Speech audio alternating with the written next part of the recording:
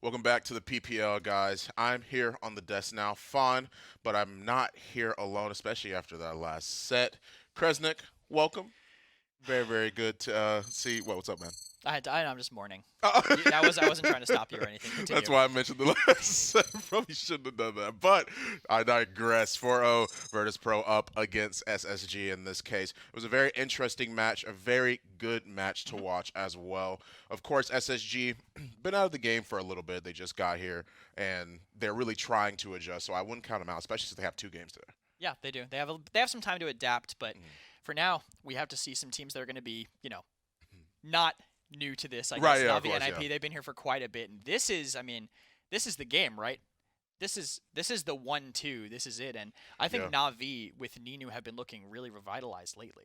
Yeah, I agree with that too. The new addition of Ninu, in case you guys didn't know, he actually is on the team now on Natus Vincere. Went away from Sour Team a little bit, and now that he's on there, he's been wreaking havoc a lot more so than people were expecting. He has been subbing for them a little bit, as far as the information it is that I know, is that he's been subbing for them a little bit. He's been with them in scrim, so he's sort of used to it, but his first look on like in PPL for on this team was very, very good. Yeah, absolutely. I mean, he definitely showed his experience in the past from VP, I think, on this stage, or at least on these high-stakes matches have been good. And it also kind of shifted Navi back to Right. this 2-2 standard that they had almost been avoiding at the start of this phase. So I've liked that look for them. I think it's been really consistent for them. Ninu has definitely performed. He had some, I don't think he had an insane standout game, but he definitely had some solid performances and was able to play around his tanks and everything very well. Right, exactly. And a perfect way to leave that off. Tanks, Lazy, the man himself, doing really, really good. Of course, everyone knows him on Natus Vincere. He is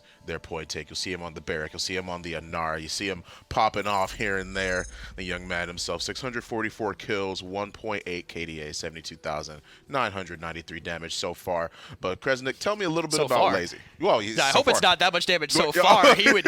They'd need a new point tag if that was the case. But yeah, he's been such a solid presence for them. I mean, he originally was a blaster main. Kind of had this big meme about him with the lazy ults, where his bomb Yeah. king ults just never got anything. But his ults have been pretty good, I'd say, on the point tank so far since he swapped to this role quite a while ago. He's been very Right. consistent. I don't know the amount of caffeine he must drink to get his aim to look the way that it does, but he's been an absolute stalwart presence for Navi, I think, since joining the team has helped them become this powerhouse. And I think I think the other team to watch other than VP currently in this phase.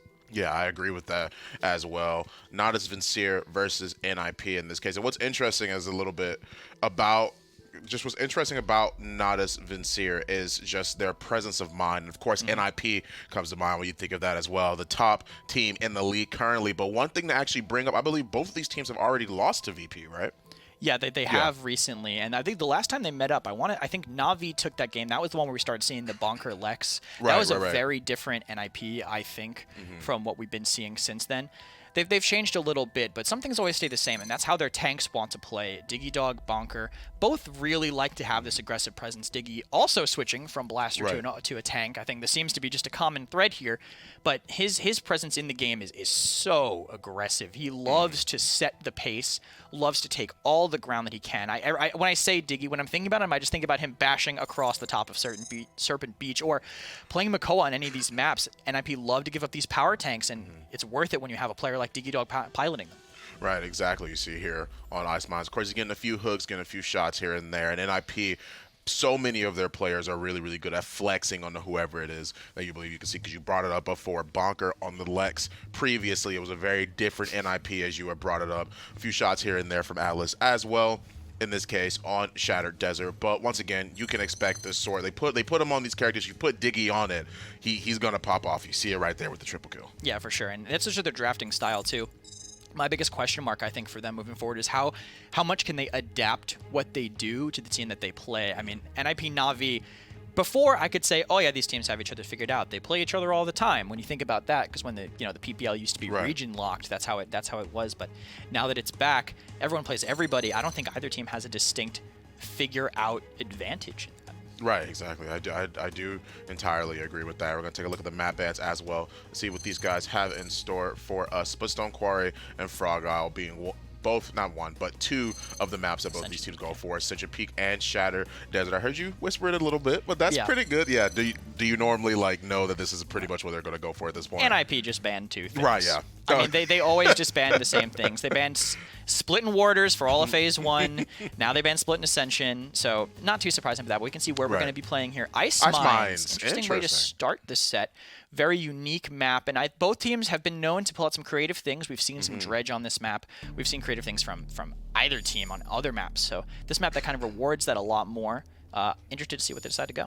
Yeah, I am too. Now, I mentioned this before about how the fact that Ice Mines is a very interesting map because you don't normally see people pull it out in the very. You can see it in the very beginning, or you see it towards the end when people are trying to really stop momentum, find their ground. They use it as sort of like I guess a buffer map would be the way of describing it, if that makes sense. Like a way for people to really find what it is they need to go for, either get themselves not necessarily a quick win, but a win that would change momentum because of how Ice Mines is. It's a tug of war all the time. You can definitely just have a draft that straight wins on Ice Mines. Sure, if you're confident in that, that's one way to do it. In NIP, they are the ones who chose this, I believe, so it's going to be their map to go. Willow Khan to start. Willow, great on this map, so they're going to take it out. She's been a force in this meta so far in Phase 2, so not too surprised to see that gone. And Torv response from Na'Vi, not something you usually see banned on the second pick, but NIP, I mean, they could just pocket tenor on anything on any map. Yeah, good point. And it's probably going to work. Yeah, exactly. Yeah, you mentioned it already before. The Willow is banned. Khan's off the table. Torvald is banned as well. They are hovering. Use a little bit of their bank time to really consider what they have to go for here. But it's going to be the Ashe. And now here's where things become interesting because both Makoa and Atlas are open. Whoever NIP gets now is probably going to take the other one. Yeah, Makoa might be the choice by them. I like Atlas on this map. Right. Makoa is also very good, too, being able to hook people down from the windows. Atlas going to definitely be the response for Na'Vi. You can't let that go. And Drogo's the follow-up. Interesting call. Not only does he have that combustible pressure around the corners that he can do almost anywhere, but Dragon Punch to deal with the Ancient Rage. If he wants to take that pace and rush through the window and take ground, Dragon Punch is just going to immediately equalize it. Unless NIP just put Bonker on Nando, which we haven't seen too much of, there's no other way to deal with it. Right, I do agree with that. However, Atlas being able to control a lot of this space is going to be really interesting because of how many tight corners there can be around Ice Mines and NIP hovering their next 2 picks. Not hovering, I should say, thinking about their next 2 picks. In this case, they might have to deal with something with the Drogos. You can get away with a lot of picks that you wouldn't normally see on Ice Mines. Drogos, you wouldn't really expect him to be on this map if you weren't really too well versed for it, but the combustible itself can obviously play a very huge factor. We've seen dredge on this map before. We've seen the pip, we've seen the grok, we've seen so many things on this map that people decide to go for. Yeah, the thing I said the first time I was ever on the desk when I had this map was it's a map of, and we said this so many times at this point, but it's a map about circles, about zoning, having this AoE kind of lockout. Yeah. Drogo's huge part of that. If you were coming in new and you're like, oh, but this map doesn't have a big skybox, why would you play Drogo's? Right. The combustible that isn't really seen anywhere else is what stands out here. Barrack Grover for NIP. Bonker going to a comfortable pick, I'd say, for him on the Barrack. And Grover, just a very solid healer on this map. He falls off a little bit when we get closer to the capture point, once you get to the push and the payload cap. But on the mid, which is all this map kind of comes out to sometimes, he's very solid, can heal all sides of the map, and put on poke from the window to the other window. The crippling throw, too, on any tanks that try to push on the side can deny that. Not really going to find that much against Atlas, though. Yeah, the Ying, the Inara being hovered is more likely going to be big. Yeah, they need a strong point presence to be able to deal with that barrier. Also be able to fight back a little bit against the Makoa, but the Ying is something that's often picked, not just with the Inara, but whenever you want to see that staying power, that sustainability, Ying is always what I think of when I see something like this. When they want when they want team fights to be able to stay in the game as long as possible, when they want to keep being able to apply that pressure, that's when I see the Ying brought out. And I don't know if that's like entirely the reason as to why it is they're picking it. That's, I feel like, one of the reasons. Ying is super versatile on this map, and it's actually the perfect pick for Na'Vi because A, she can dismount through the gate when they're rolling out, so that's definitely something to look out for, how many people she knocks off the mount. B, she can also body block the Dragon Punch with her illusions. So if Na'Vi had given it up to NIP, that would have been another Drogo's counter gone, and another way to get resets, basically. And the healing, the Illusory Rift, she can also teleport from spawn to the point at any time after that. Probably die immediately after doing that, but that's something. And Grok BK is an interesting counter pick to end this for NIP. Grok can bounce off of a Nari Ying, and you can combo with the BK ult. You can speed boost that into them. Exactly, yeah. It's going to be really interesting. I brought up the fact that Grok has been picked on this map before, and by God, we're seeing it right now, along with the Zen. Now, here's where I'm a little bit confused about. Tell me why the Zen pick here. Obviously, him being able to spin, being able to actually be able to pretty much not necessarily destroy, but take apart the team it is if they're in these certain choke points is going to be really, really aggressive in this case. That's what I feel like is the case with Zen. However, the teams are all locked in. NIP versus Na'Vi. We're going to throw it down to the casters and take us away, guys. Well, I guess it wouldn't be an NIP set if we didn't get a little bit of spiciness. Game number 1, Makoa, Atlas, Bomb King, Grok. Lots to break down here, Nick. Yeah. But I love it. I love that Grok-BK combination. I think it works. Going to be a lot of fun. But then you get Phoenix on the Atlas on the opposite side. Front lines are going to be a battle in the trenches. Can't wait to kick it off. Game number 1. Technically a 1 versus 2 matchup here on Ice Mines. You could maybe argue Virtus Pro should be up there, but definitely going to be a fun one to watch. Very telling standings-wise as well. Both between the characters' picks and the players piloting them, there is a lot of power in this set. Yep. And I am more than happy to be the one to bring it to you alongside young Dave himself. Tenor here on the Grok, baby. A little Maelstrom action. We'll definitely get to see some of those wombo combos that everybody has been alluding to. My eyes are definitely on both the newest player to the PPL as well as piloting a character that is just not seen very often. We had the pleasure of seeing him get curb stomped in the SSG set not long ago. But Ninu Zin, I think, could be a whole different beast with Na'Vi supporting it. Not something we've really been able to dive super heavily into is Ninu being on Na'Vi now. Mutu, of course, piloting the Zen, as you so eloquently point out there. First onto the point, and well, I guess typical Natus Vincere fashion is lazy here. First blood does go over to Ninu. He's on the Drogos, leaving Zen off to the opposite side. 1 kill's all they need to force back NIP here as Natus Vincere start to march forward. Diggy Dog caught out on the opposite side. A little bit of damage will do that. Phoenix as well. A few plug shots, make it a double kill for the Atlas.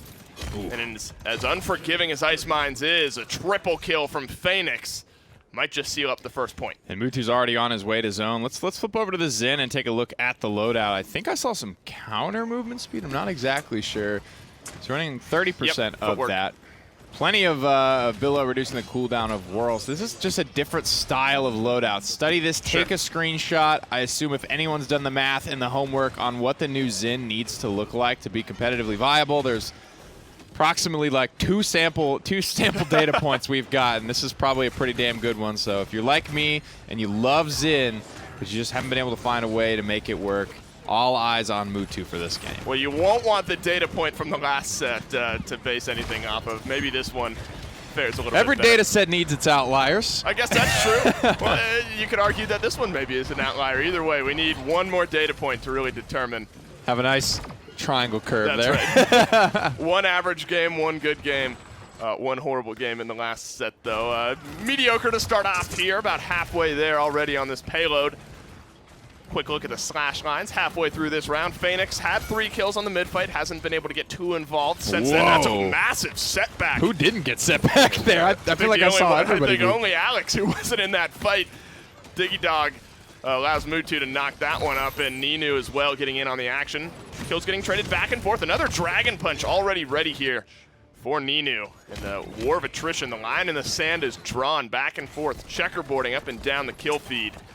Payload not moving just yet. They're going to look to stagger out Bonker here. Wow. But the respawns are back. He might not actually end up getting killed off here. Doesn't look like he is. A subtle moment from Lazy, but tracks Bonker. That is a point frontline fight right there, and a great one to watch. 2 world-class guys going at it. Used to be teammates as well, but I think Lazy does a phenomenal job tracking Bonker back and forth between your shield. Dancing between the barricade is one of the most important forms of damage mitigation Barrack has. Ninu opening up again here. Did end up getting cleaned up. Barrack did. Bonker back to base. Respawning, though. They have some ultimates to contest here. Used the Tempest just prior. Inching ever closer here as this payload. Looking like one final fight, maybe to decide which team is able to add a point to their column here. Lots of low members. Grumpy Bomb's going to do a good job of zoning. Dancing in behind. That's a nice double setback again. Locks them up, but a good bit of healing from Bird keeps him in this fight. Grumpy Bomb is tossed out as well as the King Bomb. Ninu finds a kill with the Dragon Punch onto Diggy Dog. Bonker's able to trade out one more shot from Mutu, would have done it, but he's not able to find it. Alex on the Bomb King finally falls off. Phoenix still alive. The ever-present Come on Atlas back now. is pulling him back one more time. No more healing now. NIP looking to stay alive just a few seconds longer, get that healing back in the fight, but Phoenix gives himself a second chance, keeps himself alive. Another Tempest, though. That sets up NIP great in this fight. The respawns may be just too close, and they're looking okay on the defense. Dave, there's a lot of sustain. This is still round 1 of the game as it finally will come to a close. Whew.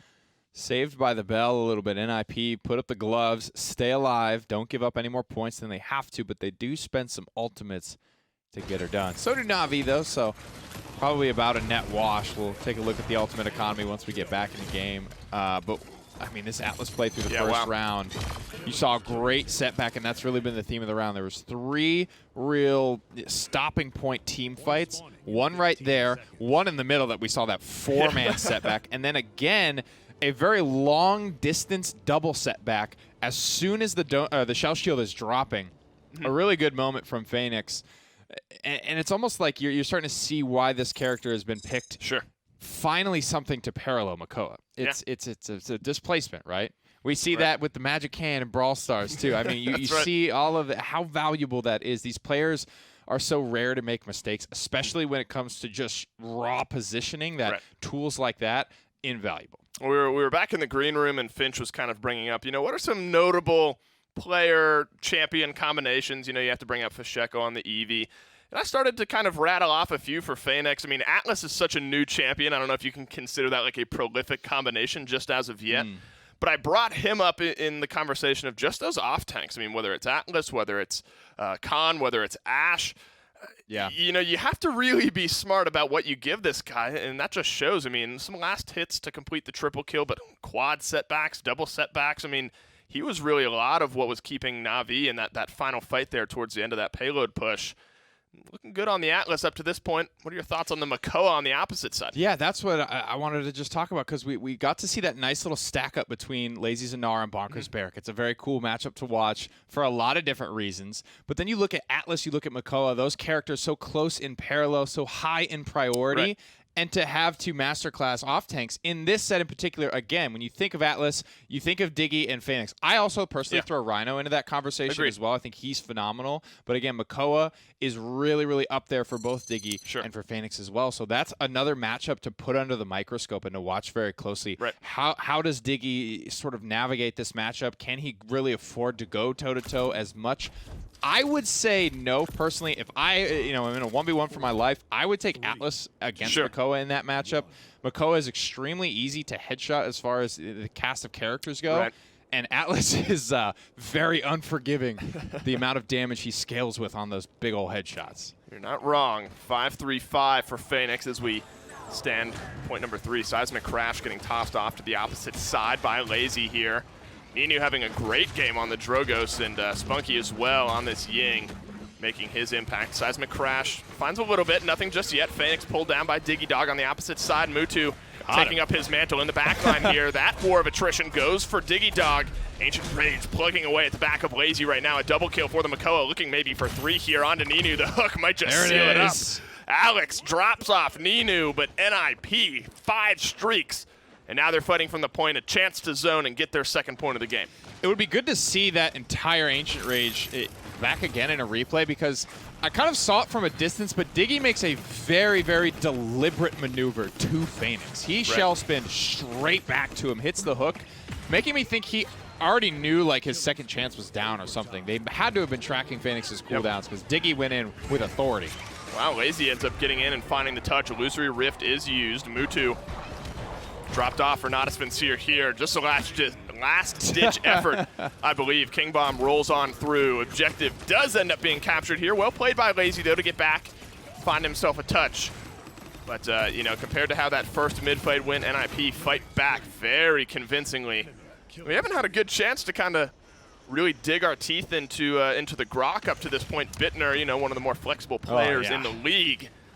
What's the mid-game prognosis on this Grok? It's such a good problem to have, right? This is such a heavyweight matchup. I'm super excited, and I hope we get at least 6 games out of this one. Grok, it is a little bit sometimes hard for me to stomach Tenor being put on like a role player. Nice ghost Whoa, walk wow. there. It's going to kill Bird instead.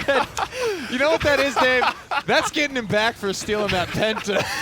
Tenor hits the That's ghost amazing. walk, and it goes right through to Bird. Maybe not the way you want it to go if you're Bird.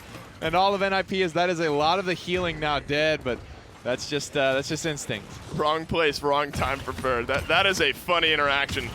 Good double setback by Phoenix. Delivers some kills on a silver platter. Bittner is able to trade out one onto the Atlas, actually. Delays this a little bit. I think you're right. I think that is payback for the Frozen Guard Penta steal. Seismic Crash from Lazy starts off this next fight as the Tempest starts to roll through from the high ground.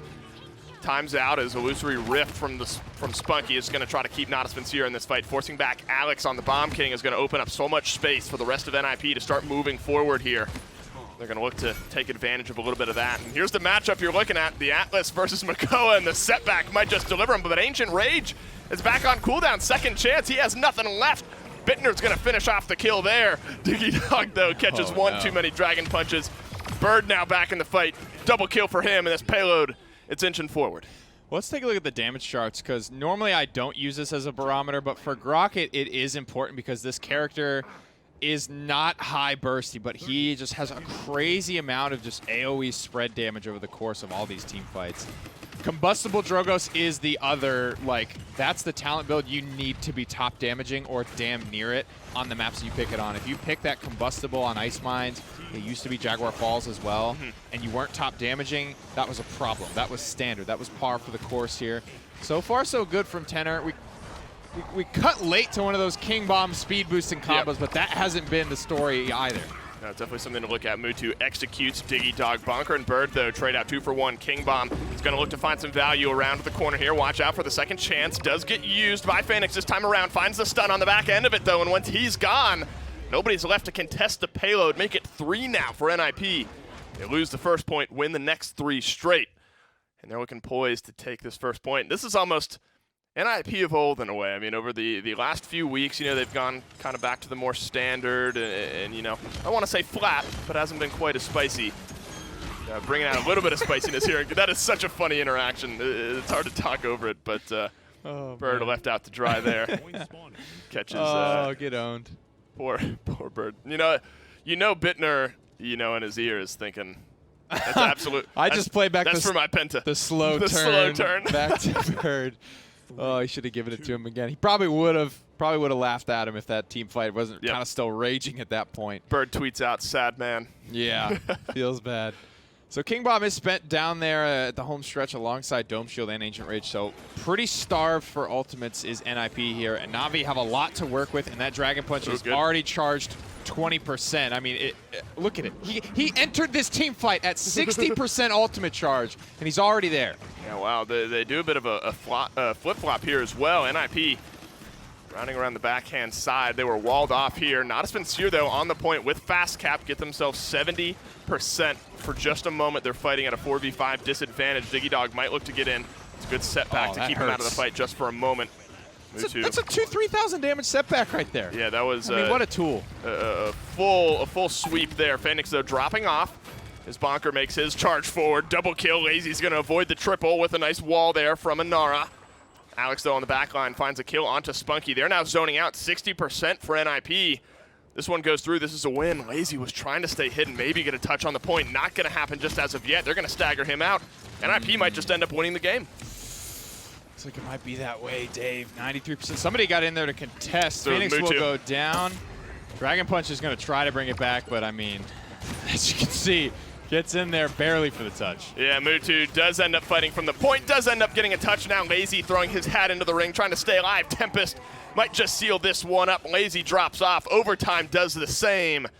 And a 4-0 reversal after going down 1-0 for NIP. That's a convincing performance on Ice Mines. And that's the type of comeback that you like to see, right? Yeah. When it's going to be a competitive set, whoever's got the lead is going to be able to, press it. Take advantage of it. Use what they've got rolling for them. Use that momentum. I like the resilience, right? Sometimes, hopefully it's not the case, but if you're coming in and you're expecting to win and you go down on the first point, especially of Ice Mines, when it really is an uphill battle, you're just on the defense looking up at this just wave coming down at you. Hopefully you don't get tilted too early, and I think NIP show that they are here to play. They are here to dig in their heels, especially after how hard that first defense was. I agree. I mean, it's a 4-1, but lots of good for Na'Vi to look back on in that game. Looks like we might have the makings of a little bit more of a contested set here in set number 2 of our day. Game number 2 right after this.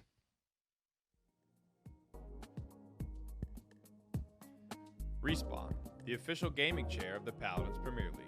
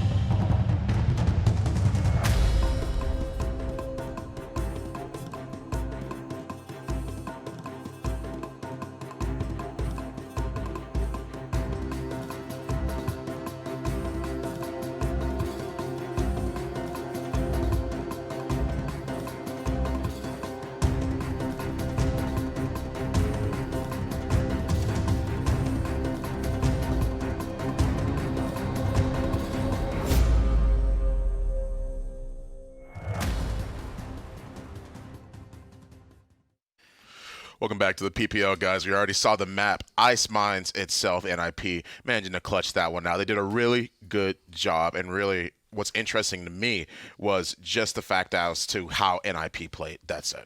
Yeah, I think they controlled the game decently well. I think that was also a very big part to their draft. I loved how they adapted at the end.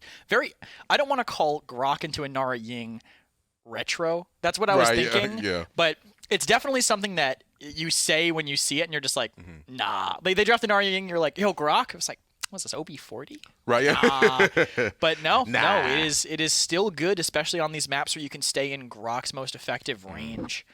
He pounded on the damage charts there, absolutely being fantastic for his team. Only 2 deaths, one of those graciously donated by Bird from that Ghost Walk earlier.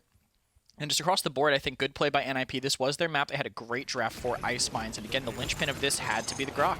Yeah, I 100% agree with that. At the very end of the first round, we already saw Tenor using that Tempest to make sure that he could keep his team in a little bit more, which allowed them to tie up the score on the Ice Mines. He's just been tearing it up. 107,627 damage this game on Ice Mines for Grok, and you just see why he's used into a Nara, into these Yings, these stationary targets, and these illusions everywhere. You're also able to bounce off of almost anything. I mean, right, the exactly. illusions, the Warders fields, and Atlas doesn't even have a great way to deny him either. I mean, that Stasis field isn't up for very long, so great draft by them. Tenor looking very solid, I think. Love that combo with the BK Grok too. Yeah, but I did. The one time Alex tried to do it, it was a little too fast. We saw him just like barely careening around the corner, not able to make it where he wanted to go. But still, good by them. And this is going to be Na'Vi. That was an IP's map, so now we're moving to Na'Vi's map. So they shouldn't be feeling too broken up about that. Yeah, we're going to take a look at the map to see what is incoming for us in Game 2, which is Bright Marsh, a map that we've all known, a map that we've all seen throughout the PPL, throughout PML, throughout PCL. It's a pretty common pick. A lot of very closed corner spaces that you really have to be wary of. Willow gets brought out on this map so often. Yeah, and Bright Marsh is basically becoming like the Dust 2, the CP Badlands, the default map for a lot of these teams. And Na'Vi started. I have a feeling Na'Vi, no matter what pick they are going to ban Torv every single time. And you were right though, but Willow, very good on this, able to jump onto that rim and also use that Fey Flight to go over the mid, go into the enemy tree. A lot of ability gained from that. Yeah, I do agree with that. Na'Vi banning out the Torvald first. NIP really considering what it is they opt to go for. Now, once again, Na'Vi does have first pick in this case. They have to be careful as to who they ban. They do opt to go for the Willow. I was just about to mention the fact that if they let Na'Vi have Willow, whether they just let either of these teams have Willow, they have players that could tear you up on it. They don't want to give them access to that. Yeah. NIP wanting, I think, to stay similar with the bans. Now, NIP normally are not a team that will ban those power tanks, but with Atlas banned on Na'Vi's side, on second pick, you kind of have to respond with a Makoa ban, unless you have a specific play, because otherwise you're just giving them Makoa for almost nothing. You're getting probably Khan Ash, which is something Nip likes, but not really something that I think has been working for them so much recently. Right, yeah, I do agree with that. In this case, they do lock the Ton first. He weighs in a this ton. Case. Yeah, he does weigh a ton. That armor weighs a ton. He does. He definitely weighs a ton in that case. Khan being locked first on Navi's side. NIP really just trying to consider their options here. Who might they want to go for in terms of this? They might opt to go for another frontliner response, followed by the healer in this case. Khan is off the table. Anar can't really imagine Genos is often. He's not really that good of a healer with Anar, or who else can you see them really? I mean, you could pick your support here. I mean, if you're a Genos, you're right about that. Maeve going to be the pick instead. A great early pick because anybody can play it. Right, your backline can, your direct damage can play it, your blaster can play it. It really is a very flexible pick, and most teams kind of have that flexibility. NIP specifically, do they even have a blaster or a direct damage? They kind of just play whatever. Right, like yeah. whoever wants to play it picks it up. So a little different for them, but still a flexible pick. And so Mike's subbing in for Navi. Oh yeah. Clearly, good point. there's Mike, no other option. There's no other option with that draft they have so far. Good to see you, dude. Furia Genos double damage. We was kind of getting rid of that. Probably going to be a DPS Furia. Right. If I had to guess, I mean, could be like binary star Genos, but I doubt it. Probably going to see some damage in Furia coming in, and you can't ignore her damage. It is really powerful. No, you cannot. Definitely not in this case. Really, I mean, you already see Vex, the man, Virtus Pro, pulling out these double kills, pulling out these triple kills, whatever it is. He wants to put the team on his back in that case. That's base Furia. That's Furia without going the damage. In this case, you'll see it a lot more prominently for sure. Grover and Cassie are being hovered. Grover ended up being picked. Cassie being locked in just as well. The next two picks on NIP side. Now, I agree with that. That's going to be really, really hard for their frontliners to try and deal with. In Navi's case, the Barrack, Eevee being hovered last two. Barrack, a great point tank to pair with Genos. The best, I would say. I mean, I can confidently say that. His damage already strong, getting boosted, plus the healing turret added on to the damage mark from the Genos. And this Furia, when I say damage Furia, by the way, I just wanted to go back and clarify this. Yeah, I don't mean exterminate. That card's just that talent is just not good. If they run exterminate, then this is going to be a bonker-like situation, but on Navi's side. Right. For almost for sure. But the way their draft ended up, I think it's really good. They have some great supports to bring that extra damage to the rest of the team. It's a lot of pressure on Ninu on the Eevee, since you have double support. Fury does bring damage, but not, Leon Cassie level. Right. So a lot of pressure on Ninu, but Ninu and Lazy bringing all that damage, they can definitely perform. Yeah, I agree with that as well. Ruckus, the last one locked in on NIP side, and I do like that in response to Navi's composition already, because the fact they don't really have, not saying that they can't do it. They do have their hit scan targets. They do have the people that can break down that Ruckus shield. But Cassie, biggest counter already locked in on NIP side. And in this case, Ruckus being able to do a lot more damage, since they have a lot more squishier targets, is going to be a priority, I feel like. In this. His dive potential is a really big part That's of a better way to put it. They don't have any real hard CC to kind of but they don't have any knockbacks. Right. They have the stun from the Fury Beam, the stun from the grab. They have a few things. But it's all things that he can dash out of quick. Once Resilience is online, it's going to be tough to keep that Ruckus from getting on the backline. Right, exactly, yeah. And in this case, short, just think about it in this case, guys, whose team it is that you like more. Going to throw it away to the casters in game 2. That's right. Game 2 awaits on the other side of this brilliant team versus team. NIP take game number 1. Pretty convincing Ice Mines. 4-1 is the scoreline. Bright Marsh, of course, for game number 2. Might have some damaged Furia waiting in the wings for us. It's not Mike playing it this time, so a little bit of a downgrade, in my opinion, of where that champion combination stands. However, Navi might still feel comfortable with it. Nonetheless, it's going to be a lot of fun to watch all play out here. I mean, I guess it must be damaged Furia or damaged Genos in this case. Does one of them work better in your eyes? Yeah. I mean, you're obviously trying to pick this up, I think, for the Luminary options. I'm just confused right now. Maybe it's to give somebody more of a pocket heal. We'll have to see how it plays out. It's a little bit unprecedented. Yeah, I'm at a bit of a loss. Sure. I we'll just have to see what they choose. Right. It's one of those, they got a plan in mind that we're not privy to. We're just going to have to pick it up as we go along. Maybe trying to get it away from Bird like that hard. Right. I mean, SSG took to banning it out, trying to pick it up. Our first of the day didn't obviously play out too well for them. Ninu, though, finds the first blood in this case, blinks in onto Alex, finds the kill, gets himself out to safety as well. Now NIP trying to backpedal under the 4v5 disadvantage. Ninu, biggest saving grace in game number 1. wasn't able to find the win for them, but the Drogos looked very good. Lazy, nice double kill. Bittner and Bird both gone, make it 3 now for the Barrack. On the other side of this pause, looks like Natus Vincere at 90% with a 5v2 around the corner. Looking poised to take their first point. Yeah, here on Bright Marsh, things can get away from you pretty quickly. Given how bursty even Ice Mines was, you don't see a ton of 4-0s, 4-1s on that map. So if they can do it there, obviously they'll be looking to do it here as well. Double support, it's just mitigation, man. Early on, you're just going to have so much more healing than they will. They won't have time to get cauterized online. If you can put this game away in 6 or 7 minutes, there's definitely merits to anything you want to do in Paladins, right? That's kind of what makes the game special. If you want to go triple tank, quad tank, double support, whatever it is, you're going to have your pros, you're going to have your cons of any composition. You just have to try and put yourself in a situation to play around your strengths as often as possible, and hopefully that puts the game in your favor. And you know, one thing that I was sort of intrigued by in our first set, you know, you and I were on the desk kind of looking at picks and bans. Barrack has kind of been in this weird like limbo between sometimes just not getting picked at all, sometimes in those mid-round picks. Lazy, what brings it up, of course, is Lazy with 3 kills. Now 4 kills on this fight, the delayed quadra for the Barrack. Certainly showing that he has some merit, but why maybe out of favor? I mean, is it out of favor? Just different compositions cater better or worse to Barrack, maybe? Yeah, definitely. Barrack is a character that has his flexibilities in that he can be plugged into 3 DPSs, things like that. Lazy loves the character. I think he's a really good mix of, almost like look at Furia, how she just brings that damage amp for 8 seconds. Barrack just brings that hard, true point front line, this is mine now, for 6 seconds with his dome shield, right? And then in the interim, he does the good damage, frankly decent mobility with these double rocket boots builds that have been going around forever and ever and ever. So the boy's got his strength for sure, as Lazy's showing us at 5-0 and pushing the payload. Phoenix as well gets involved to make it 6-0. 6-0. Obviously 2 assists then for the Barrack. 2-0-5 on the opposite side. Bit of reverse slash line for Phoenix. Frontliners getting it done here for Na'Vi, and Ninu has found some pick kills, some damage as well to top it all off. Everyone doing their job. Mutu on the Furia this time around.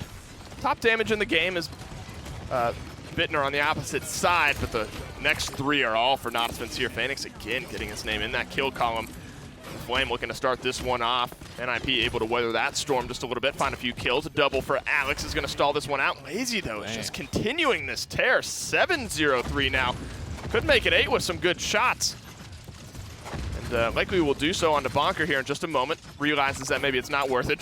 Takes one more peek, gets the kill back around the corner. 8-0-3 as we follow this thread. Buying a lot of time, certainly, and this is, you're looking at the damage charts, right? It's the Na'Vi front line up there, probably because they're getting just hyper-pocketed in the first round. Phoenix and Lazy just walking down anybody and everybody that gets in their way just because they know they have the sustain. That's allowing them to just focus on being more offensive. They don't have to be worried about dying. Well, sustain for the opposite side means Whirlwind, and Bird uses that. No kills, though, except for 1 for Alex, but the rest are just starting to fall off. Bonker now caught out on a bit of an island. No more healing. Bird is back in base, respawning. That means Bittner has to tumble down, find a touch. 3 seconds left. They're going to get staggered out pretty heavily here, but it's can you pull anything back? Doesn't look like they're going to be able to. Diggy Dog falls off. Payload goes through. And 10-0 for Lazy in that first round. Jeez. 10-0. Thinking about that for a second. 10-0. What? 10-0. Getting it done, man. Getting it done. Let's take a look at the healing as well. I want to see kind of respectively what both of these supports have been able to pump out. Mutu doing his best, only about 10K behind Spunky. You throw the Battle Shout into the conversation as well, and you know he's up at 6K. That's just a lot of healing. It's a lot of mitigation. And again, as a front line, I feel like when you go in, you dance around and you use your cooldowns to hold whatever space it is for as long as possible, but you always have like kind of in the back of your mind when it's time to go, and that's that instinct that, you know, makes, or if it's time to go in. That's the instinct, though, that is very tough to teach, and I think you just kind of develop over time, or you don't, and you're unsuccessful on the position. And I think with the amount of sustain, Navi's front line is just always, all right, when is it time to go in? I'm not worried about going out. That was a good cancel of the Hexafire, dash out for Digidog there, keep himself alive through time and space. Did not connect. Mutu with the first blood in this one. Ninu as well getting involved on the action, making a double kill. A flick shot from the Eevee might just seal this one up. The rundown continues from Natus Vincere. 0 deaths. NIP 0 kills in this mid. They get 46%, but Natus Vincere convincing on the retake. Everyone streaked out. 3-1 and 22 for healer number 1. 3-2 and 16 for healer number 2. Overpowered does connect. The dash, though, back onto the map for Digidog. If nothing else, maybe puts him in a bad spot. Ninu drops. They're going to have to try to get in, get a retouch on this one, NIP. Ooh, what? Lazy! What? Stop! Where? Where did he come from? He's in the back line flanking. He's got a triple kill. No. Oh my, almost a quadra. Where did he come from? That's Where not did young. Lazy make that rotation from? This is a total role swap. In that now you got a flank barrack for Lazy, 23 streak, 10-0, or I think it's 13-0-10 for the barrack. Yeah. It's kind of nuts. 8-1 and 13 for Phoenix, somehow falling by the somehow 8-1 and 13 is not the most impressive slash line in this one. This is wild. I mean, and you look at the NIP front line is kill-less, 0-7 and 0-6. This has been a struggle. Quick nod to the young man, Ninu the God. He's always just like the afterthought in this, on Virtus Pro back in the day, in this composition now. This man is just my favorite lone wolf player to watch. He just does it on his own. I agree. Starting off so many of these fights, again, that's healer for healer trade brought to you by Ninu on that Eevee. He's had a good game up to this point. I mean, it's so hard not to look at, you know, Lazy and Phoenix in this case, but you're absolutely right. Ninu on the Eevee has provided so much value for the rest of this lineup. Ice Storm drops down. There you go.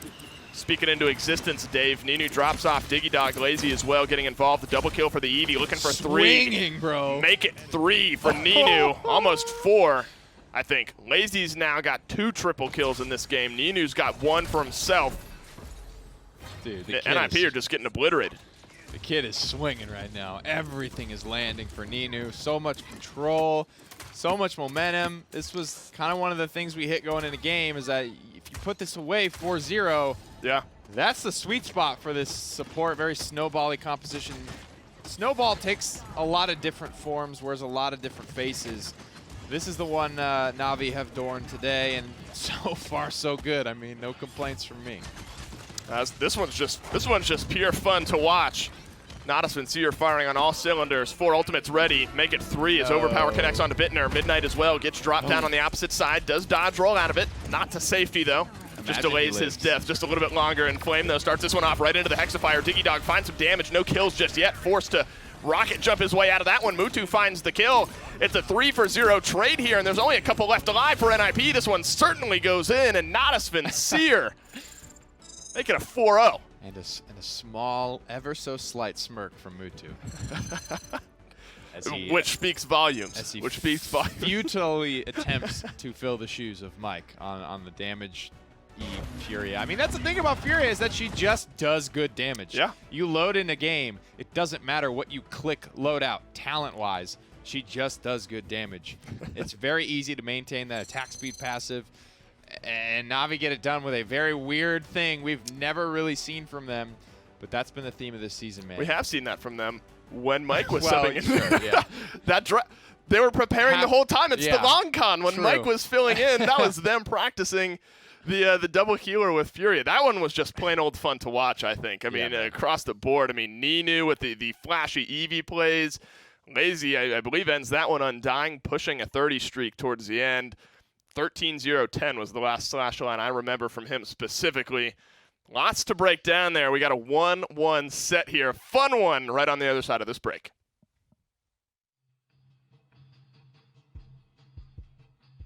SteelSeries, the official peripheral provider of the Paladins Premier League.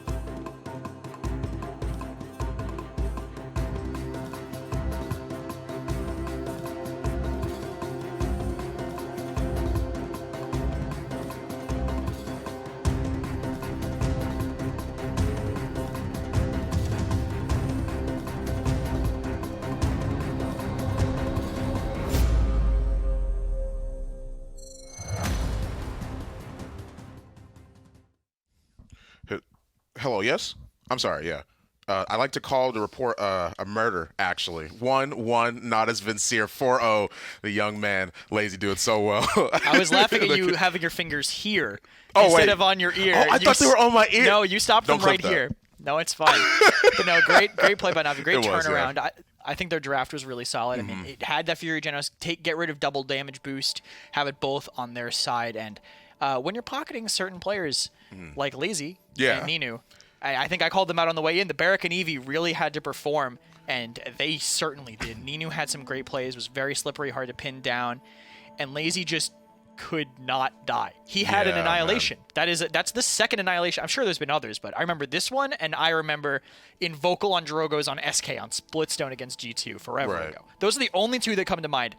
It is rare, and 0 and 9 on the Ruckus. He could not find his way in whatsoever. Literally, you can't even mention this game. You can't even mention Marsh without talking about Lazy in this case. 15-0 and 14. The young man just never dies in this case. He was where he needed to be. He was planting his shots. He was getting kills, multiple triple kills. You already see it right here. Unkillable, literally. 15-0. How often do you see something like that at this caliber of play? I mean, not often, because usually at this point people jump off the map, because if you die at 15-0, you give the enemy team a full ult charge. Yeah. So most of the time you're like, you'd rather sacrifice your KD for the value they might get, but not Lazy. He was protecting the KD today, as I would be too if I was 15-0 in a pro match. Great play by him. I mean, again, we said it before. We highlighted him before the game started. He is a dominant player in this point tank position, and he just could not be stopped. What a comp to play around him with. I mean, literally, you don't normally expect to see a performance like that on something like a double healer, despite the Furia being the damage in that case, excuse me. She didn't go Exterminate, she did go Cherish to give herself a little bit of scaling as the game constantly went on to be able to pump out that healing. So, I mean, having two healers like that with Luminary buff, that's really, really strong. I loved watching Mutu standing in like the default backline position sometimes, though. Like he was just like in the window on Brightmarsh, just like shooting the tanks on point. But Brightmarsh default map goes to Na'Vi. We'll see where NIP want to take us, and they want to repeat at the kind of standard. They want to bring us to Jaguar Falls, a map very flat, similar to Brightmarsh, a little bit even less high ground than Bright has, I guess. But it's a map that Nip might prefer because it allows you to play that Pip. Willow, I was going to say play that Willow, but she's strong anyway, and she's so strong she's even going to get first ban. But map that plays to Nip's strengths, I feel. Yeah, I do agree with this. You normally see them being able to. We've talked about it before, and not just specifically us, but a lot of people know that Nip has the momentum. They have the power. When you give them a chance to be aggressive, they will be aggressive. And Jag Falls is one of those maps where if you get those kills, you can keep that momentum because of the fact that you can be in places that are really, really good to zone. You can zone really hard on maps, especially like Jag. Yeah, once you win the mid-fight, I mean, you just walk through a door and you can basically see into their spawn depending on how far forward you are. So good for that. Any hit scans are really good at getting dismounts on this map. And one thing is, this map can go two ways. Like there's two ways to play this map. You can either play the more defensive 2 on 1 lane, 2 on 1 lane, 1 in the mid lane kind of style, where you have just the map covered, have it that way, or you do the kind of 4-1 or 5-man death ball, rotate around the sides, and just play this rotation game. It's kind of gone both ways. I feel like currently in this meta, it's more the kind of spread yourself thin, cover all the lanes, and then move. I feel like that is kind of the best way to do it, or at least currently how the teams kind of tend to go. But we saw both. We saw both last game. SSG versus VP. We just saw it. 5-man death ball from VP sitting on one side. They got surrounded by SSG, but they moved and found a pick with their rotations. Yeah, exactly. Perfect way to put it entirely. Khan being taken off the table. Torval as well. Bans not necessarily. Well, bans you would expect to see. They actually opt to get rid of the Genos in this case. Now, can you tell me a little bit as to why that is? Also, by the way, you see Makoa here. Alice obviously going to be taken by Na'Vi in this case, but almost certainly. But why the Genos ban in this case? You don't see it as often anymore, but he is banned. They left Makoa open. They left Makoa and Atlas open. They knew one had to go. There's only 2 damage boosting healers in the game. Right. You ban one. You know they have to take the power tank. Right. Now you get the other power tank and the only remaining damage boost healer. Maybe Fury's a little safer because I think she can fit into more compositions. But maybe having banned Furia getting Genos because of his ability to heal through the walls on this map. Okay, that makes Very sense. powerful. This map has a lot of corners. Sometimes you can break line of sight. I know Furia has had some inconsistencies in the past with getting those heals consistently on people kiting around corners, but it was patched. It's been a lot more. It's been a lot better, so I could see why Na'Vi would fall back on that. I don't know if I expect to see double support from Na'Vi again. Maybe like they take the pip if it gets past this rotation, but knowing NIP, I have a feeling it's gonna. Yeah, they're gonna probably grab it up here. All right, yeah, they're gonna deal with this problem accordingly. The Damba now, here's what's interesting about that, which you don't see Damba as much anymore. Most of the time, you always saw him get picked. You always saw him be that presence that needed to be there. But, however, you don't see, and here's why I personally believe, and then of course you can bounce off of this, Kresnik, is the fact that you don't want to pick supports with crazy CC ultimates anymore that can be countered with Rizzo, right? Well, just so you can get the CC abilities on the rest of your team a little bit more value. Right, That's why there you Damba go. kind of fell off. He's still a great healer. I mean, he still has the gourd pocket ability all up there. He's still going to do what he needs to, but he definitely falls off in value a little bit in the late game. Right. But still, NIP wanted to keep themselves flexible, so they do the Barrack Damba, they grab their healer and their second tank right away. And Inara Cassie for Na'Vi, they want to stay flexible as well. Inara, fantastic point tank. We know they're not going to be able to get that aggressive with this. I mean, Atlas can kind of walk in, but he only has a certain amount of time he can last. Just have to see how NIP play around them. I could see this being a very aggressive NIP draft trying to surround Na'Vi. Right, exactly. We see the Pip already being hovered here as well, of course, and the Leon in this case. Typically what you see from NIP, and the reason why I say typically is because Pip, really you only think of a few people when you, well, a couple people in my specific mind when you think of Pip. You think of Simsalute and you think of Bidner's Pip more than anything, and their presence to be able to use this character to some of the highest caliber that we've seen before. For sure, especially on this map where there's, for some reason, every single choke just has a bridge above it for someone to stand on. So he can use that and kind of abuse that in every single situation. So Pip definitely going to be piloted by Tenor. Leon going to be played by Alex as well. And Leon will have to be pretty strong to deal with the Atlas EV. Atlas is the weakest into very powerful backlines. So it's going to be, I think, a lot of pressure on him to be countered by that. Right. And the EV2 on this map, usually not a really common pick. Right. Because of all the corners and stuff like that EV has to kind of blink in blind. So if NIP's ready for that, they can deal with it. But otherwise, I don't know. I kind of do like Navi's draft, even into the Makoa. Yeah, I can definitely understand that too. Definitely the presence is there. Navi exerting this energy. Take us into game 3, guys. Be happy to do it for you, Fawn. Game 3 looking to kick off. Two heavyweights exchanging blows here. You get a 4-0, you get a 4-1. Now you get Jaguar Falls. A tiebreak already. Game 3 in this set. A little bit of a return to normalcy. We can take a deep breath. No more Grok Bomb King. No more Furia Genos on the opposite side. Pip, I guess, is somewhat interesting here, Nick. But do you agree with them? Do you think Natus Vincere maybe has a cleaner looking draft? I definitely have a tough one to overcome, and I think so much of what has made Pip successful in the past for Ninjas in Pyjamas was what was around it too, and what he enabled him to do. He's diving alongside Diggy Dog, which frankly is still highly likely with Diggy Dog playing the Makoa here. If Alex can keep up and they can do this little old 3-man Death Squad song and dance that they always used to do, then it will be business as usual. I'm feeling much less confident about that given the performance we've seen from Atlas so far today. I think, regardless of the way the teams are all built, you can never always count out a Pip. A good flank comes in. Mutu's actually able to dodge roll out to safety here. Furia beam ripping through the mid-section of the map. Bonker doing his best to stay alive. Mutu's playing this delicate dance, poking out, finding a few shots, and that's a good wall from Lazy. Pulls himself back towards his team.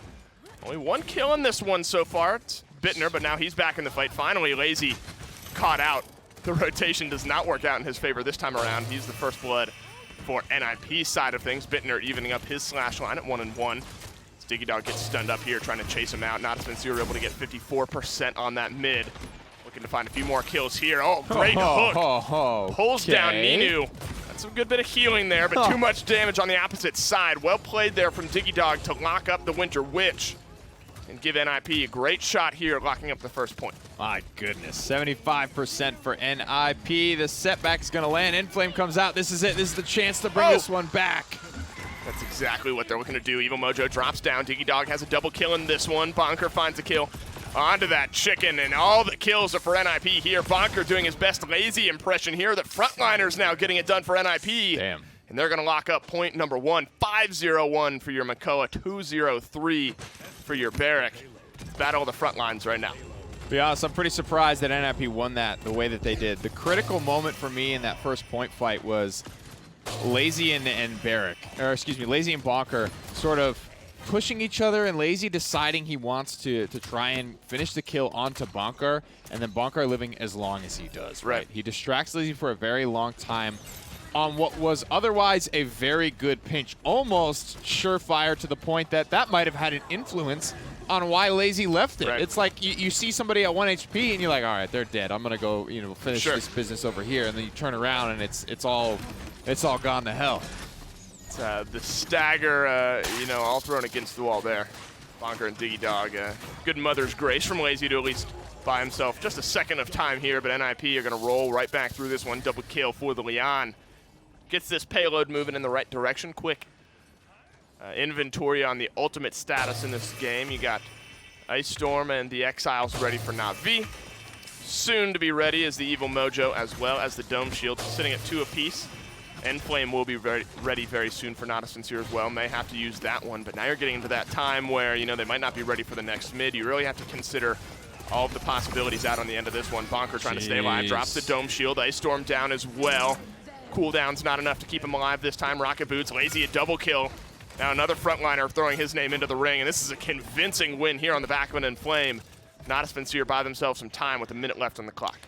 Ice Storm Enflame spent there, 2 pretty quick charging ultimates so far. 0-4 for Ninu. A different story this time around, not having Genos versus having Genos as you're playing the Eevee. You're also looking at a lot higher burst damage and much better anti-flank character in Leon, being able to deal with a flying pest. And then if you've got Diggy Dog hitting mid-air hooks on you as well, that type of play has an impact on you where you're just a little bit more scared to go in and you're not flowing as freely as you once were. That was a scary moment there for Alex, but he's able to Enlightenment, flip it around, find the kill. 15 seconds remaining on the clock here. Any trade-outs, you'd argue, are in favor of Natus Vincere. 3 of them, in fact, going to be hard to get back and get a touch. Evil Mojo for Bittner. He's going to hold on to that one until the next mid. They will have another shot at this one. We saw Jaguar Falls in our minor league this week, where the overtime began and the payload had not moved off of the central point, and they were able to push it all the way through. So you can never count this one out. You have to look for just one more team fight, one more stagger from NIP, and this one becomes almost certainly sealed up. Seismic Crash is going to get used. That's a nice double stun on the backside of the shield, but Ancient Rage comes out as a result from Diggy Dog, and they're throwing Evil Mojo out. They want to end this point right now. Bittner finds a kill onto Phoenix. No more frontline, or half of it, I should say, for Natus Vincere. Alex throwing his hat into the ring as well. Mutu dropping off, so does Ninu. They throw all their ultimates at the board. They get all of the kills that they need. They're rounding now this final corner. They just need to get some dismounts, and this payload's going to go in. You can see Diggy Dog's positioning here. Anybody that comes out of spawn, he's going to try and hook them back towards the spawn. Should it have been necessary, a preparation that never has to be cashed in on. Diggy Dog's presence by the door is enough deterrent. Wow. Keep Na'Vi even out of the map. And that's sort of what you mentioned. You get overtime. Yoink. That's a beautiful hook. I mean, the frontline play in this set so far has been kind of where I've turned my sights to. 7-2 and 8 for Diggy Dog. Bonker off to a roaring start, down to 5-3 and 9. Phoenix trying to hold his own, Lazy as well. Mutu's been, a big part of what's kept Na'Vi in this game, as well as Phoenix, the only one contesting on the damage charts here. I mean, tough game for Mutu. Bottom, only above, the enemy team's healer. His Fury is above him. Needs to find a way to get a little bit more involved in this one. Give his team a fighting chance. They will have fast cap on this next mid if they're able to win this fight. Oh, here comes the hook.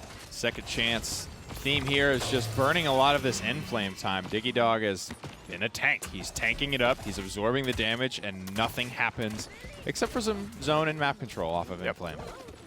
And they are taking full advantage of that fast cap. 74%. Spunky with the first kill onto Bonker. Good. Exiles might just zone them out. Third onto Diggy Dog here. He's going to shell spin in, find his way in there. Dread Serpent onto the back line. Does not end up catching him out. They're looking to try to find some kills on the back end of it, but finally Ninu getting very involved here. Double kill for Eevee. That's going to seal this one up. Natus Vincere on the board with their first point of this game. Chance to tie it up. Ninu finally getting involved, finally getting some kills on the board. Big double kill. Helps Na'Vi there. Simply put, not a very fun or exciting team fight, but it gets the job done in the most core value of Na'Vi as possible. Go to the objective, sit on the objective, let comeback mechanic do the rest. I mean, all those ultimates were arguably spent just to keep Ninjas in Pyjamas at bay. Inflame didn't get any kills. Ice Storm was just like for a lockdown, basically. Right. And it was just slow them down as much as we can. And anytime you have to dive in there, almost like on a suicide mission, just to get a touch, right, the preceding team fight doesn't tend to go well for you. Didn't that time around. Some good trades there. Keep the payload inching forward, setting up a little bit of a trap around that side as Bonker, throwing down some turrets. Ready to face the oncoming Natus Vincere wave here. 3 ultimates ready for Na'Vi. Payload moving much closer, much faster than when they were on the defensive side. Good stun. Bittner's going to be able to get out of that one. Ninu has to be careful here. They still have plenty of time and 1 minute and 20 seconds left, but losing 1 member this close to the final push would certainly spell the end. That's a good hook. Phoenix, though, is going to give himself a second chance. Down goes the wall. In goes the Seismic Crash. Finds a stun on a Diggy Dog, but he pops right back out of it. No kill on it just as of yet. Phoenix is not able to push that one too low. Finds a shot onto Bonker. Is Spunky here, so now they're at a disadvantage. 1 less frontliner for NIP, able to contend this one and make it 2 now for Spunky. Alex drops off as well. There's only 3 members of NIP left trying to defend. They might not even have to use their ultimates. The damage coming out from the healer is so important. A double kill to round this one out. 4 kills in total for Spunky. Natus Vincere tie this one up. What an uneventful round for NIP. I mean, it feels like they really didn't get much done there. And that's how good these teams are, man. Once they get rolling and they get this tiny little lead, they just know how to seize it. They know how to see these opportunities from so far away that it sometimes feel like, you know, it's a long time coming, but there's really nothing you could have done to stop it from a minute into that team fight, right? Once one person goes down, certain positions and angles get taken, and it's like, again, a long time coming, but once NIP or Na'Vi get their hold on some of these leads, it just feels almost futile for the other team. Oh, a map that maybe dictates the way the set is flowing. Very close, very contested. 4 resiliences for NIP. That's going to lock down a lot of what Natus Vincere are bringing. You notice so many of those stuns, they pop right back up. That's a good reason behind it. Inflame. Dome Shield, though, from Bonker is going to mitigate a lot of the offensive presence that they're trying to bring on the opposite side here. 2 kills for NIP to start this one off. Phoenix throwing his name in the board as well. Look out for the Evil Mojo, especially in these small zoned off areas. Could find some good value here. Dread Serpent sends Phoenix right into the corner, but they're not in an angle to try to call him on that one. Mutu's going to try to stay alive, forces his way back into the corner. 1 more shot onto Diggy Dog, finds out the trade. Very, very important. There's the Evil Mojo. Nice double shot from Bittner, a double kill to cap it all off. Looking for 1 more onto Spunky. It is back and forth as this game has gone. This mid-fight is no different. 3 kills total in this fight for the Pip. 5 streak burning away. It's the only one in the game. 10, 5, and 12 for Bittner on this Pip. To be honest, a very tight race for damage. Outside of the supports, only about 15,000 damage separates top from bottom in this one. 93 and climbing. And Ancient Rage is crushing away on somebody somewhere. I hear the anchor breaking bones in the back line. Diggy Dog doesn't have a lot of health to work with, but he's going to try to get it done on a Spunky. It's not going to matter this time around. They're certainly going to seal this one up. Some kills on the back end of that mid-fight. Good team fighting there from NIP. And you still have some ultimates. I don't know if they were ready at the beginning of this round, but Seismic Crash and Exiles not used at all this time around for Natus Vincere. Maybe just coming up towards the end of that last round. Seismic Crash is going to lock up Bonker here. Going to seal up that kill for Lazy. Wow. They were able to defend until overtime last time, but NIP proved that they don't need any time left on the clock to push it through. Oh, no! So he was going to die anyway, I guess. But that one looked 80% unintentional. And that's usually a pretty binary thing, but I don't know. There's definitely roll the tape back on that one. That's about the fastest I've ever seen all of Inara's cooldowns used, though, by Lazy. Very kind of definitive. I want to see the items, though, because that's a big part of who and when you Seismic Crash, and as basically everybody has some level of resilience online. For Lazy, it's maybe even about the 500 damage or whatever Right. you're going to Just get an at that execute. point. It's just something to do. CC immunity as well. You have to just leverage it for what it is at this point because it's no longer a very reliable crowd control. And, you know, Bonker was a great example of that. He found the stun, immediately popped up. We were able to clean him up anyway as the payload starts its long march towards the mid of Natus Vincere here. Damage charts still very even. I mean, 30k separating top from bottom, but that's a Leon to a Furia in this case. All throughout the rest, you're looking at 10, maybe even less than 10k for a lot of these. As this fight begins, and Flame from Spunky is going to start off this defense for Natus Vincere. No kills just yet. Ice Storm into the Evil Mojo, though. Phoenix is able to run his little chicken legs back around the corner. No kills on the back end of it. Scout as well for Natus Vincere, tossed up into the air.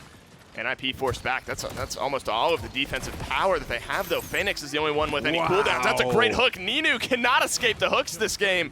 Alex finds a kill as well. A double kill for the Leon. Looking for maybe 3 onto Lazy. All they need to do is zone him out into this corner. A triple kill for the Leon. Some damage onto the side onto Lazy. Might secure the quadra here. Enlightenment lives through. Make it 4 for Alex. Get him out of my game. Maybe he makes it 5, but the setback is all they need. And NIP in convincing fashion seal up game number 3. Dude, I said it in jest at the end of game 2, but this is going to be the fastest best of 7 ever. I mean, these teams are just throwing haymakers, knocking each other out every single round. It feels like a conversion. I mean, it's so hard to call, like, who's in the lead on this one because it just keeps shifting on a dime, man. So hard to read. I don't know. What a treat. What a treat this one is. 1 versus 2 matchup standing-wise. And they're showing for good reason why. And, I mean, it's been just clear-cut team effort on either side. It's not like one team is really throwing the entire game. I mean, it's either a triple kill from a Barrack, a quadra kill from Alex to seal that one up. I'm having a lot of fun watching this one. I hope this one goes the distance because, you know, more of this matchup is just a treat. Yeah, and even if it does, they're not dragging. No, they're not grinding wins or losses. Someone's getting blown out of the building, it feels like, every single – and sometimes it shifts round to round, right? Like that one. I mean, NIP come out 2-0. Na'Vi tied up 2-2, and then just another one and another one. Sometimes it's maybe some of the map like Jag, Bright, these can lend themselves more so to that. And again, these teams good enough. They've played the maps for like 3 years, guys. They're master classes, right? They know how to get these advantages, and they know how to not let them go. Well, that's always a big conversation is, oh, well, why do you pick this map? Why do you pick this map? At this point, they're all tried and true. Maybe compositionally they have different ideas for different maps. Well, I want some more of this set. We're going to send it to a quick break, but more of it right after.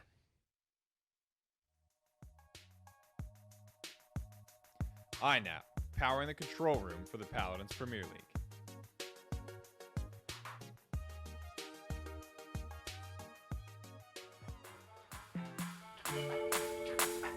Baby.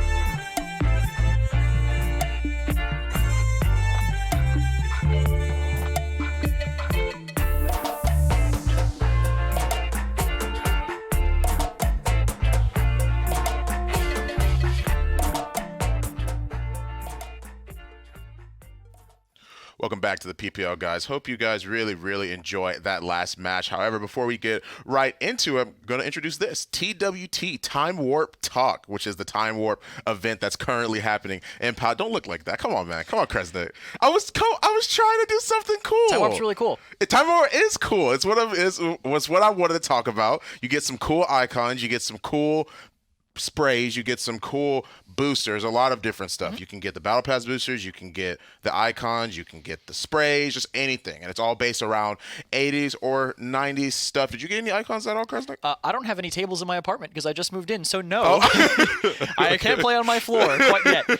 But these teams are definitely playing very well. Definitely not playing on the floor because we have good desks here Right, yeah. set up for them. Great game, I think, on Jaguar Falls. NIP, I mean, I was backing a Navi's draft at first, and I felt like they had the potential there at the start. I think the way they were playing around the objective was really smart, but just the factor from NIP, Tenor's Pip coming in with really solid Evil Mojos, they had to clean up on them. And I mentioned earlier that they were going to need a strong backline to deal with the Atlas Eevee.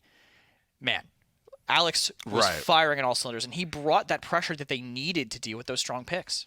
Right, both literally and figuratively firing on all cylinders. You see it right here in the slash line, 17, 7, and 14 with the young quadra-kill. Just with the young quadra-kill at the end of the match on that Jaguar Falls. He was playing so well. He was hitting his shots, and he was doing exactly what he needed to do in these moments. Yeah, just having that ability to lay down that damage, stay alive, rotating. I mean, he completely shut down Ninu. And Ninu was 0-6 at the start. He ended 4-12. This, I believe, was this is the first push, so cleaning up on that Evil Mojo, being exactly where he needs to be. Backline on this map can be kind of hard sometimes. In this area, it's a little easier. You can kind of just play on that edge, rotate around there. That's where you know you have to be. I know what this is. I can let this one speak for itself. This is not why we chose to highlight him. But you know, let's give it to him. It was the burst damage. He needed that little bit of extra to get it going. Gotta give him a chance. Yeah, but again, you had to have a strong backline to deal with this composition, and he was more than strong. World's strongest man, at least in this one. Yeah, I mean, world's strongest man. Perfect way to phrase it in this case. Alex, man. He really, really popped off that time. He really did what he needed to do. The Leon was also a really, really good pick into their draft well. I do like it. Able to deal with the Eevee, able to deal with a few other priority targets that Natus Vincere brought out. The Leon, man, there's a reason you pick her. There's definitely a reason that you pick her. Yeah, and I want to see where Na'Vi decided to go now. Right. Now that they've taken that out, they do have the map choice again. So both standard maps, Bright Marsh, Jag, like the main two are out of the pool. So I'd expect to see maybe more. That's probably a Stone Keep.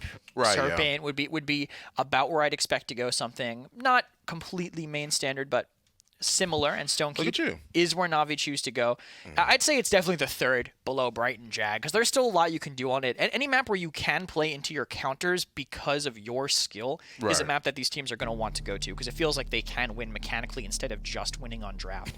Bright and Jag are maps that you can do that on, and Stone Keep is another one of those examples. You can play Drogos into hit scan. There's a lot of potential for skill matchups to give you the W on this map. Yeah, I do agree. You already see the bans just flew through right there. Atlas, Torvald, Makoa, Willow, all of them gone off the table. Lakan is being hovered by Na'Vi. They do end up taking that character in this case. NIP really trying to consider what it is they could go for. We've seen BK, we've seen the Drogos, we've seen a lot of these characters end up being picked because controlling keep and being up on that high ground is going to be so important in these matches.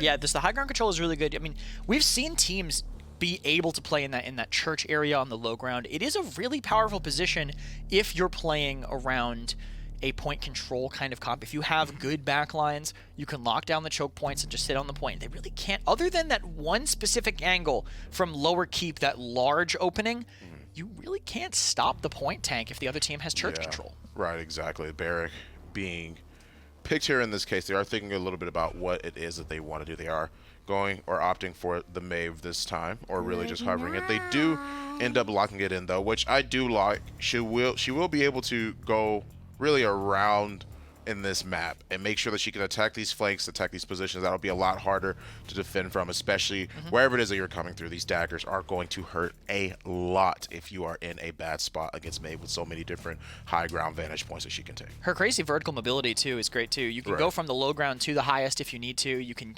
utilize that flank on the outside where you go over the big hedge, get on the other side. She can also do that, a weird thing. You don't see it too much, but I mean, if you were on the, let's say you're pushing last, you're going on the bottom left little, or the bottom area that goes under the upper pathway. Right. The garden area, some teams call it. You can jump off that edge, double jump, and then pounce up and be next to their spawn without really peeking anything. She has a lot of versatility on this map. So great pick. Again, can also go to the direct damage or the blaster. Na'Vi respond with Eevee and Nara. Eevee to have that vertical mobility, strong rotation potential. And Inara just the last point tank left, and Na'Vi would prefer to be flexible in their final two picks. Right, exactly. The Inara. I mean, who else would you imagine to be picked in that case over really just anyone else, you also brought it up, one of the only point presences left that you will be willing to pick in this case, and going into a Barrack, May, Furia, Ashe also being hovered, more than likely going to be taken as well. The Furia for that inflame, that bonus damage, Cherish, being able to give that burst healing as well as a little bit of tiny healing over time will be very, very relevant in some of these more aggressive composition. Of course, inflame, the maximum all-purpose go button at any point where you feel like you need to pop that thing, you can definitely make sure you do it. The rest of the team rushes in, and it definitely shows in the damage numbers when it's used. Yeah, really aggressive draft so far by NIP. I mean, Right. they have 3 different ultimates and abilities that will just make so much room. I mean, Inflame, Midnight, it's a great combo. You normally wouldn't see that. When you think combo, you know, you're thinking like, oh yeah, I'll go duo queue with my friend in casuals, and we'll do Convergence into Through Time and Space. We'll play Ceres Genos, and we'll just wipe their whole team. But Inflame Midnight is a fantastic combo too. Right. They don't see Exactly. you're coming faster, and you're doing all that extra damage. Ashe also able to follow up on that really effectively, shoulder bashing across the map, landing with an assert dominance onto them. They can't stop her. Na'Vi ending with Cassie and potentially Damba here. Damba, it's so weird. This is the most we've seen him recently. Yeah, That's kind of weird to say. It is. I mean, it is, because you normally imagine that Anara, Damba, these two have such a prominent pick, really just a prominent synergy that you always are used to seeing. You always see the Anara, you always see the Damba. Don't see it as much as you do anymore. And in this case, really, I was thinking about it personally. I gave a little fist pump here. Cassie being used to not only be able to counter out that Mave, but be able to do the damage to both Ashe and Barrack, being able to have a little bit of that knockback to get her out of assert dominance and make sure they can definitely burst. So I can definitely see the big game, the Drogos being used, because it'll be a lot harder for both Eevee and Cassie to hit those shots. Yeah, you can also disengage the Ashe out of the assert dominance too. So solid pick by them, but and up here picking Drogos into no counters. That's going to be very hard for Na'Vi to deal with. Hard indeed. In this game, we'll see who will come out the victor. Casters, take us away. Appreciate it, Fine. Thank you, Kresnik, and 2-1. My favorite scoreline. Such a telling game as far as this set goes. Either you're tied at 2, you got a best of 3, or NIP just one away from taking a win. Stone Keep, we see another Drogos Mave combination.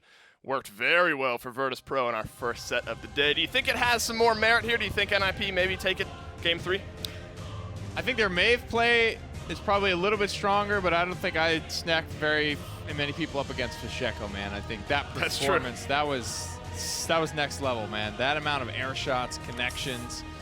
We got to get him a king in the ring, dude, and see who People can are step wanting to it. that, man. People are wanting it. That was a one lot of the matchups. I mean, Fish he's got to square off on Eevee. He's got to square off on Drogos. He's got a long list to defend. People want to beat the best, dude. Yeah. They want some Fisheko. We'll have to get him in there for sure.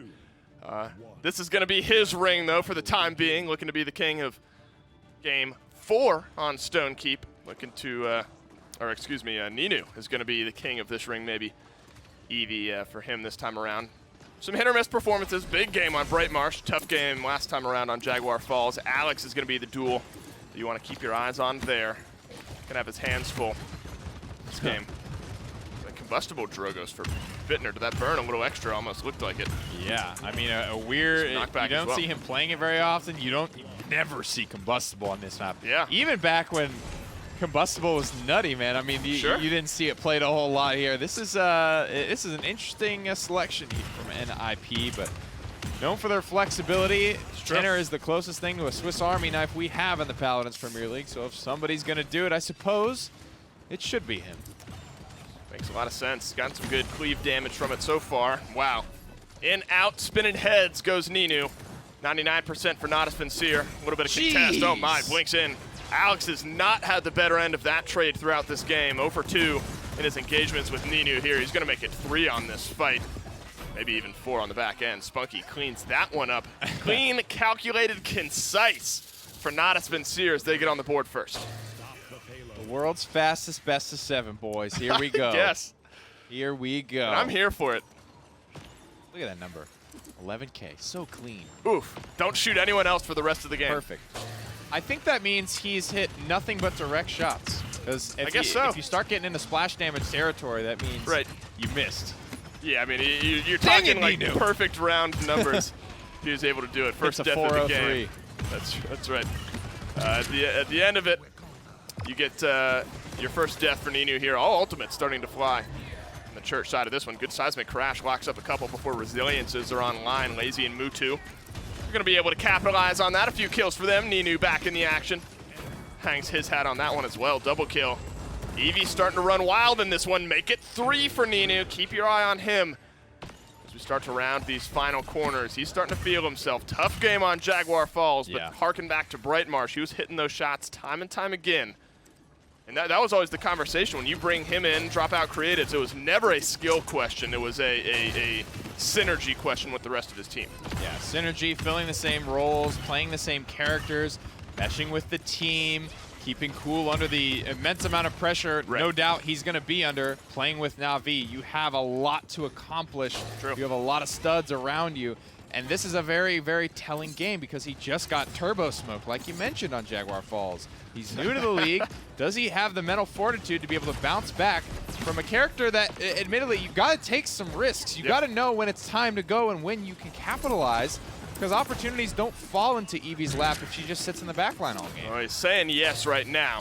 Cleans up a good kill after a Dread Serpent from Spunky rips through the low ground here. NIP are going to have to drop down. Assert Dominance is ready. All of their ultimates are. How much do you want to invest is the question. Ninu flying around in from the wormhole, back out on the other side. Alex drops off Phoenix. Might be a key for Natus Vincere to back off. Ninu pulls one back. Double kill for Alex. He's had a tough start to this one, going toe-to-toe with the red-hot Ninu.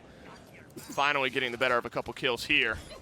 Getting himself back involved in the game. A double kill for Alex. I mean, he was 0-3-1. Ninu at 9-2-2 on the opposite side. 8 seconds left. This one will go to overtime. One last fight to decide if it's 2-0 or 1-1. And Nara just barely kind of gets there across the finish line. Confidently standing on the high ground. Not wanting to give up this positioning. Phoenix is in a good spot. Bonker able to drop out the dome shield right through the seismic crash. No kills. It's a 1-for-1 ultimate trade, but Mutu finds the first blood in this one. Alex dashing around on the left-hand side over here. Lazy finds the last plug shot. NIP are down to 3 members. Bonker just trying to stay behind his shield, but the cooldown not there just as of yet. One more shot onto Bittner will do it. Mutu just misses a couple. The glare from the sun maybe just a little bit too much. Finally, Ninu finds Bittner. Bonker drops off as well. Certainly, this one's going to go Natus Vincere's way. So many low health bars. A double kill for Phoenix. Maybe adding one more onto Alex as we round this final corner. And Natus Vincere, they punch back and make it 2-0. Alex just electing to sort of save his life there. The beginning of the end comes off the back of just that first kill from Mutu. And what a kill it was. Getting that first pick on Stone Keep, especially when it's the conversion fight, is the hardest part and probably the most important part of this map. It's always one of the bigger stalls. You can see the U-shaped high ground in the back. Like, when you spawn and you just walk out the door, you're already in such a good, advantageous spot to fight, which is why sometimes it can be difficult. And you look at the distance between damage charts. Our base. Yeah, I mean, this has been a close. Sorry, it caught me off guard. Even more so. I mean, we commented on Jaguar Falls. It was 16K separating for 1 from 8. Now we're looking at 5K separating 1 from 9. I mean, this is everybody getting involved. That is very anomalous. Wow. It's a close one, despite it being 2-0. NIP, some defensive damage, keeps them in this one in flame. It's going to buy them a little bit of extra damage, and Alex hitting all of his daggers this time. There's a good salvo from Bittner. A double kill for the Mave. Forces Natus Vincere all the way back. They will have fast cap. So they're going to be in a great spot to try to zone this one out. Still have Midnight, still have Assert Dominance. Natus Vincere only with a couple to try to pull this one back. Maybe one more shot. You're going to have to wrap around the banana side that you were explaining to us just prior to this round beginning. Scout, though, not into Midnight just yet, though. Dread Serpent on the back line. Alex fighting off Ninu that time around. Mutu gets a kill on a Diggy Dog. The rest of this fight doesn't matter. NIP capture the point, and now it's 2-1. Hit a shot or two there, bud. I mean, homie's dialed in, ready to go. Moving vicious and delicious. Alex starting to get in a rhythm with Enflame, with Cat Burglar. I mean, in his most ideal scenario, he's throwing those daggers for 640 a pop. Yep. About ready to kill Eevee outright. So much burst damage potential from the Mave when you're playing it. As quickly as a lot, you know, Mutu and Alex are very fun to watch because they're just very mechanical players. They just move with this purpose. They do everything very, very fast, very, very efficiently. And coming from where a lot of us are sitting with our Mave gameplay, I'm sure it looks like a whole different character. Yep. Finger off the trigger from the Midnight. Kept it all through that mid fight. Might look to use it here in a moment to really force this one home. Bittner drops off a kill. Ninu and Spunky, as well as Phoenix, do the same here. This is a losing fight for NIP. Maybe just trying to pull one back. Phoenix has had a I don't know if it's quiet from his perspective or just how good everyone else in this set has been. Finally throwing his name into the ring. He has 2 kills in this fight, might make it 3 post-reload here. Does just that, 3 in this re-engage. But yeah, I mean, he has not had a bad set by any means. He's actually had a very good set, but I think there's just so many great sets going on that he's almost fallen by the wayside a little bit.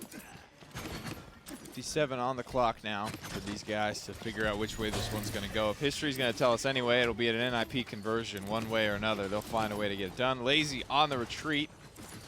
And maybe actually, if there was a character I thought that could fit through there, it would have been her, but just too tall. Those the angles. Maeve has never been too tall for anything, but getting through that wall was the first. First time for everything. That's right. Spunky drops off Diggy Dog here. Some intermittent trades coming out. Alex, another double kill here. Keeps his team within striking distance on this payload. Things are going to stall out here. Maybe the calm before the storm. 2-1 is where we stand. Natus Vincere can make it 3. NIP could tie it up 2-1. Or 2-2, excuse me. 5 ultimates ready for NIP. 4 for Natus Vincere. Ice Storm will charge relatively quickly. Look out for pick number 1. That so often dictates. They could probably get it. I mean, they're holding very far out. Yep. One of the weaknesses of this NIP comp is they're not going to do so well if Na'Vi are just with their backs against their spawn. And there you go. That's what I'm saying. You know, they're out here. I think Na'Vi were really trying to just get aggressive and put the round away before overtime even began. Yeah, Phoenix just stuck a little bit too long there. Diggy Dog holds on to the assert dominance this time around. I don't know if Ninu was expecting Alex to be waiting right around the corner. He did have only about 300 health here. It's a 2-for-1 trade. Natus Vincere is closer on the respawns, though. You need to find a way to drop off this Maeve because Alex is starting to go on a little bit of a tear. Lazy so low, hanging out behind the wall. Alex doesn't want to extend just too much further. They throw the Inflame out. They want to go now. Ninu finds a kill onto Bittner. Dread Serpent onto the low ground from Spunky is all they need. Buys themselves some distance and buys themselves their 3rd point of the game. Yeah, I think Lazy just lived a little bit too long there. That's kind of what it is, though. That's what his job is to do. And he does it well. There's a lot of healing. That movement speed definitely helps as well. You saw Alex try, he made that flank, he took that angle to try and do that dance with Lazy, but I'm pretty sure the damage reduction in combination with the Swift Spirits from Damba, he's moving fast and he's only taking 200 a knife, and you still probably have 1.5 to 2k HP to work through. Just a tough fight there and a great use of resources from Lazy and Na'Vi. And he's even going nimble to even, it'd be even harder to hit. You look at Spunky, highest in the game, Undying, 24 streak for him. 6 rezills total, split 3 apiece. 3-0-21 for the Natus Vincere healer. Say that one 5 times fast. Alex at 11-5, got a 6 streak burning away for him. Natus Vincere looking to end the game here. Dragon Punch for Bittner, might just connect, clips the staircase. Not sure he had the range anyway, but the damage definitely there on the back end of the ice block. But Overpower on the opposite side locks up Bonker. The wall damage is just going to finish that one off. Diggy Dog into the assert dominance. Good body blocks from Lazy there. May have just blocked one too many shots, but Bittner is in the perfect position to clean that one up. There are some trades back and forth, but NIP are the ones that are winning this fight convincingly. They have fast cap as well. Ninu, though, trying to keep this one in the balance. That was some great shots there from Ninu, but I got to talk about that assert dominance from Diggy. Not only does he stun a ton of people from Na'Vi, takes control of a very important part of the map that actually keps Tenor safe as well. Nice Tenor wall. would have been in a bad spot if he didn't have Diggy there. That's an important wall from Lazy. Locks up Diggy Dog. He's back on respawn. Bonker is likely to fall here as well. Phoenix starting to run forward. Bird's going to get in, try to mitigate just any percentage. He knew he was going to drop off, and now Natus Vincere flipped this fight around. They're on the point. They're maybe able to end this game if they're able to zone out NIP one last time.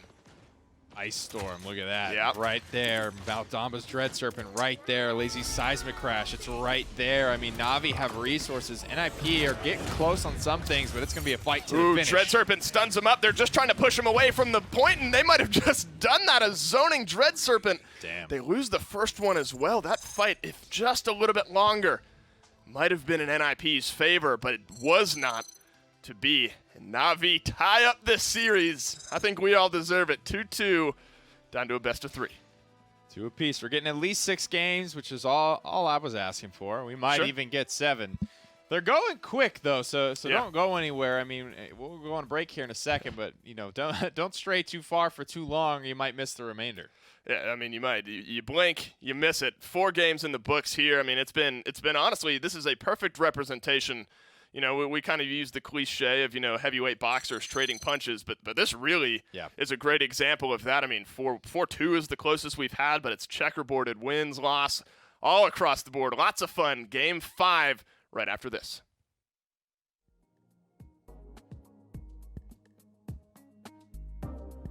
Alienware, the official PC provider of the Paladins Premier League.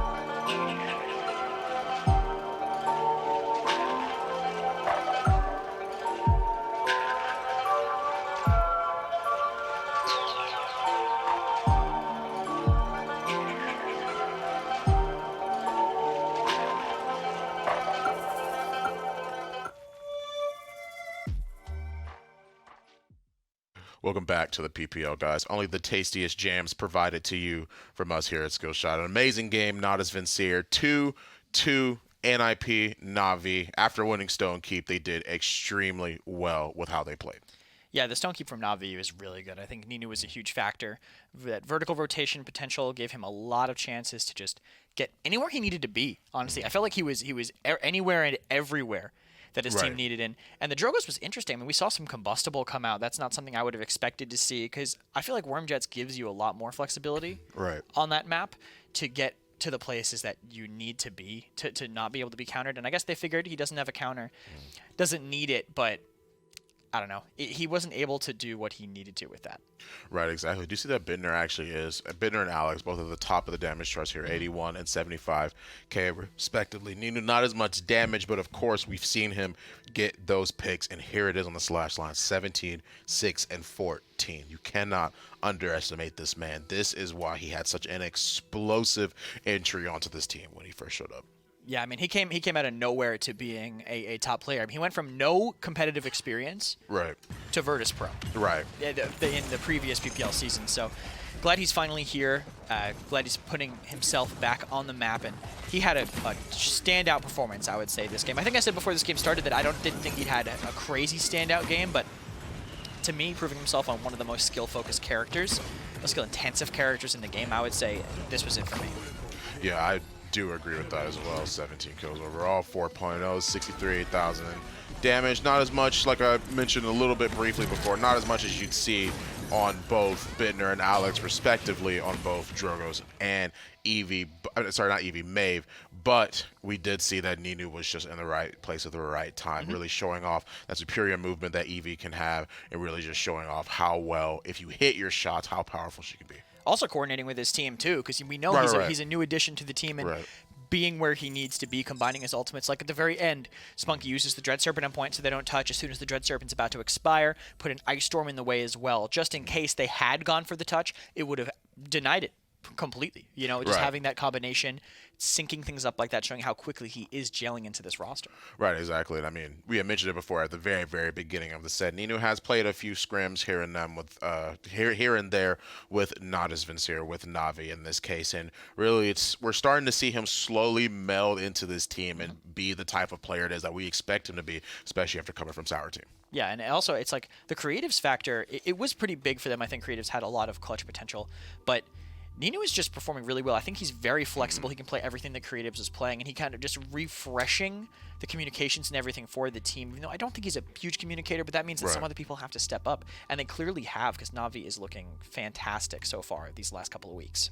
Yeah, I mean, and really on the flip side of that, I disrespected them, but NIP on a bit of a losing streak, really. This is probably the most down as we've seen them in terms of consistent gameplay. Now with the score being 2-2, it's getting pretty dicey because really whoever can take it at this point, I don't want to necessarily win the set, but we'll see who still maintains their momentum after this. It's really been back and forth. We saw that at first NIP was winning, and it was 1-0, and now it was 1-1, and now it's 2-2, and we're just seeing this sort of steady climb between both of these teams to really try and grasp the momentum, which is why I'm saying that I feel like whoever wins this match, whoever wins this game, it's going to be really difficult for the other team to try and climb. Some team just has to win on someone else's map for once. Yeah, because right. it's Yeah, just teams exactly. have only been winning on their own map picks. So, Right.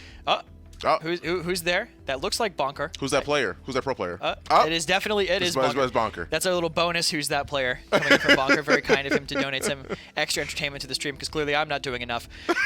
It is though.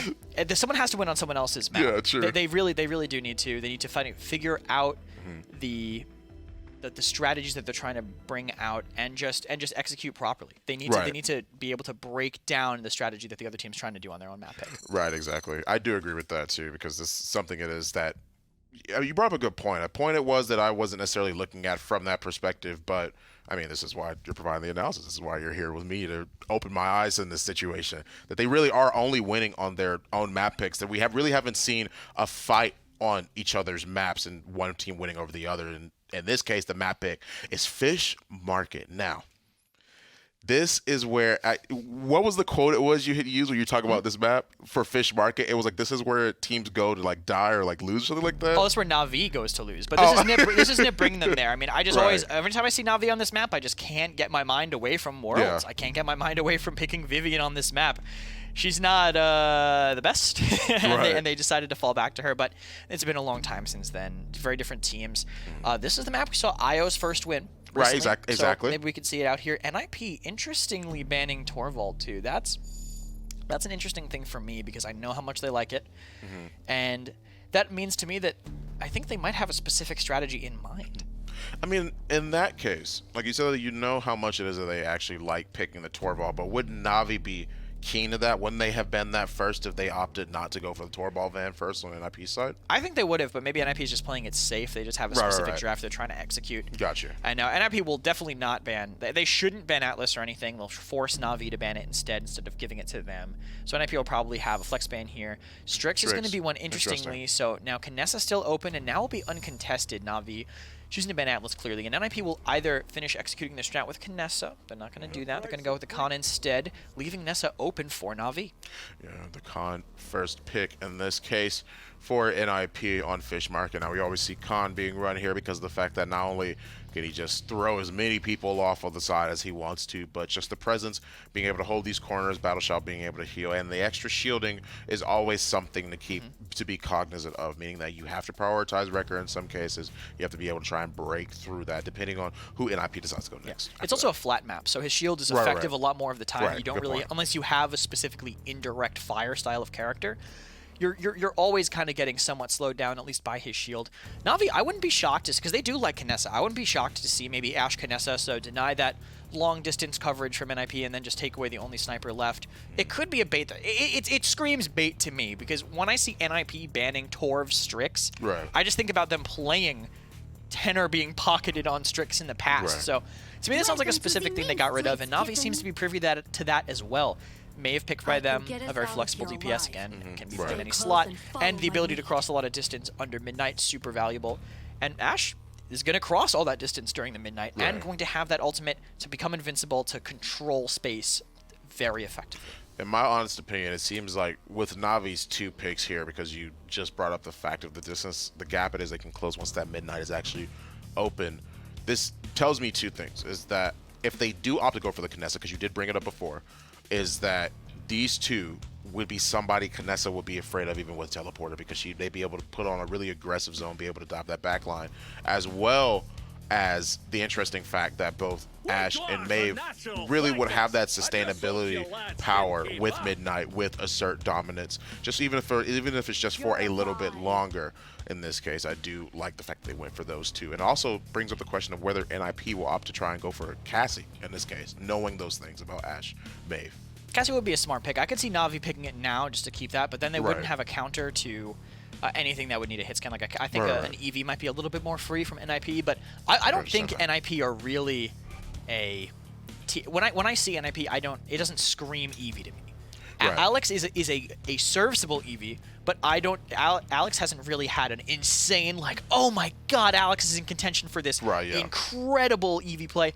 He'll play it and he'll do it well, but not to the level of like a Fish or FRZ. Right. So they don't scream that to me. I could see them maybe bypassing it for now. They decide to go with Genos and Nara instead.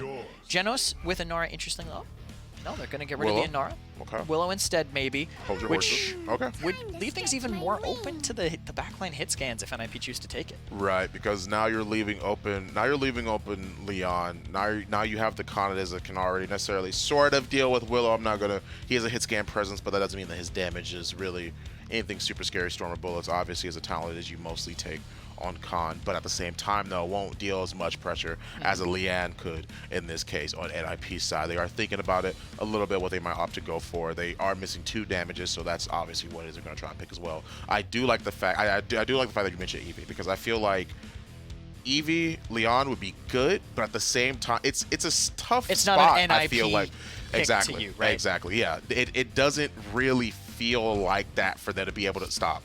Look. No. This is something that I'm not surprised. If NIP go Buck, I wouldn't be shocked. I mean, you could see Alex's cheeky grin in that moment. Yeah, I know, but come on, man. I don't think that's a good idea. In the Willow, There is no middle ground. You can kite away. You can kind of play the edge and drop down if she fights you. And I feel like they're going to play that Willow more divey.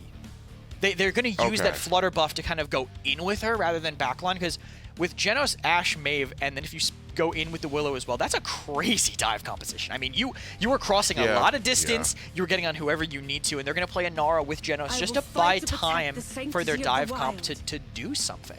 Yeah, having that Inara on point is also going to be a very huge factor for Navi's side. On the flip side of that, being able to live just a little bit longer, obviously, Inara, Mother Earth herself, being able to just stay up, stay in the fight, obviously stay on that point, which is what she's meant to do more than anything in this case. But I mean, I'm a little bit skeptical still of the Buck in this case against. And NIP's played Buck before. But They've won games with Buck on like Warder's Gate, stuff like that. I think they have. Maybe I might be mixing them up with actually a PML match, but they've played Buck in the past. It's not the worst. I mean, I think Eevee would probably have been better, but this is more their speed, something they like. Right. And if they do dive with the Willow, that dead zone's not going to be there to stop him from getting that recovery boost. Right, exactly. And in this case, we're going to see who comes out on top. So taking us away, casters. Oh boy, Game 5 Fish Market. Buck coming into the fray here. A lot of fun to watch this one play out. Thank God there's a bit of a longer break after Game 4. Gives us a chance to catch our breath. Gives everyone a chance to really reinvest themselves down to a best of 3 in your 1 versus 2 matchup. This is what you hope for going into this one. Tiebreaker yet again here in Game 5. And it's Alex who's going to be piloting the Buck this time around. Yeah, very limited eyes on this character for this season, and especially a season that's been known for just being able to run anything. This is a guy that has not poked his head out in a while. He's had his time in the sun, though, certainly, so it's not like the Lex conversation where I feel bad for the champion, you know what I mean? I want him to get played a little bit more. Buck has been first pick. Buck has been that first ban. He has been that high-impact player. And frankly, it was really Tenor back when he was on Virtus Pro that kind of helped bring that in and usher in the era of Buck. Got a lot of his loadout cards nerfed. A lot of stuff that had been in the game for a long time that nobody played. And to me, that's one of my favorite things about a game is like somebody who unearths some hidden treasure. Sure. But Buck is what he is right now, and there's a reason why he's not getting played by a ton of people. Running Reconstruction 5. As you'd expect, I mean, you note that cooldown is reduced by 5 seconds down to 5 seconds. So if you're able to keep some uptime, and Alex is doing just that, a double kill for the Buck already, make it 3. The impact is undeniable when you're getting triple killed. Alex off to a roaring start here, trying to put NIP in the driver's seat. And you know, if we're continuing with the trend, NIP win this one, Na'Vi win the one after that. Maybe NIP take us home. But a great start here for the Ninjas. Looking poised to take point number 1. Such a simple kit, too. You can really break Buck down to heal, jump, slow. That's literally it. You know, there's nothing fancy about him. His cooldowns are all 10 seconds. He's the most just vanilla old flanker. He's like one of the first flankers in the game. So he's trying to find his impact here, and he's done just that. 5 streak for the Buck. Lazy was able to tow his way onto the point. No support on the back end of it, though, from his team. Knows that Spunky is very, very close. And when you're hitting your shots, I mean, you know, it's a shotgun character in its truest form. He has a little bit of range on him as well, but ever so effective up in your face. 5-0-1 for the Buck. Very, very impactful. Obviously, this is something, you know, maybe resting in the back of the mind. Although knowing NIP wouldn't put it out of the realm that they just said, hey, let's play Buck this game. They end up doing it here. Nearly getting clipped. And that's the fun part about, I think, you know, those time and spaces. You have to be really aware of when you're actually trying to kill Buck with that, because there's a lot of ways in which he lives and does not die to that 2,400 damage. Yeah, he does not die this time around. Bittner, normally the flexible one, a triple kill on Leon on this push. Keeping NIP into it. Assert Dominance does not make it down. Bittner with the last-minute flip shot onto Phoenix. Keeps Assert Dominance on cooldown. Back in base is Phoenix, and now Lazy is going to catch a Buck wild to the back. He's able to hang out behind the wall. Alex with the recovery heals up just a little bit, but Bittner and Burr are the ones who are doing it. A double kill for the Furia. Seals up point number 2. A sly smile there from Bittner. And NIP, they're swinging back after a big loss on game 4. Something fun about watching Buck Wild just go to town on an R. I mean, it's like cutting down a tree, basically. Right. He's got to pump like 10 or 15 shots to get that job done. And so far, it's literally just been the way the set goes, man. I mean, one team's going to 2-0, and another conversion, and another conversion. This could be, it's going to be a 4-0 or a 4-2, whatever way it ends up going. Fish Market is really one of those maps where it feels like you either know what you're doing here or you don't. And when you get brought here, that can be highlighted. This was the map that Na'Vi lost the World Championship on. I don't know how much work they've done on it since then. But so far, 6-1, 5-0, 2-1, 2-1, and I think that was another 2-1 up there on the board. 1-0, actually, for Bonkar. Yep. Really solid so far. Tough to slow this one down. Yeah, 3 deaths total. Midnight will slow things down just for a minute, but there it goes, nice and timed out. Oh, they don't actually end up killing off Bird. Mutu maybe missing 1 or 2 daggers on the back end of that one. A couple shots from Alex will clean up the Mave here. He decides to heroic leap his way out of that one. Natus Vincere with fast cap fighting from the point, 78% for them. The nice triple boink drops down from Phoenix here. He's able to get the Assert Dominance down, 93%. Bittner, though, is still alive. The double kill's not going to be enough to turn this one around. Phoenix continues his aggression onto Bird around the backhand side. Lazy, though, so very low. Alex finds the long-range shot onto that one, and NIP, they retake this mid. This has actually been a very close team fight all the way to the finish. Phoenix just barely able to kind of stay alive. Diggy Dog's done a good job commanders grabbing these dashes, forcing out that Assert Dominance in probably a less than ideal situation. Phoenix really popped that one just to stay alive. And admittedly, he was able to do a lot with that life that he did preserve. 93% on the objective for Na'Vi, but it's back in control. NIP are cruising north of 85. Well, that's another Midnight. Phoenix does connect, or is connected onto these, but he brings off the opposite side. He's not able to make it all the way off the map. Phoenix is still in this fight now. Bittner's going to have to do it the old-fashioned way, and he does just that. Bird finds himself a kill into this one. Mutu still alive, drops the second Midnight through time and space, clips off the toes of Barrick in this case. Not enough to deal the killing blow.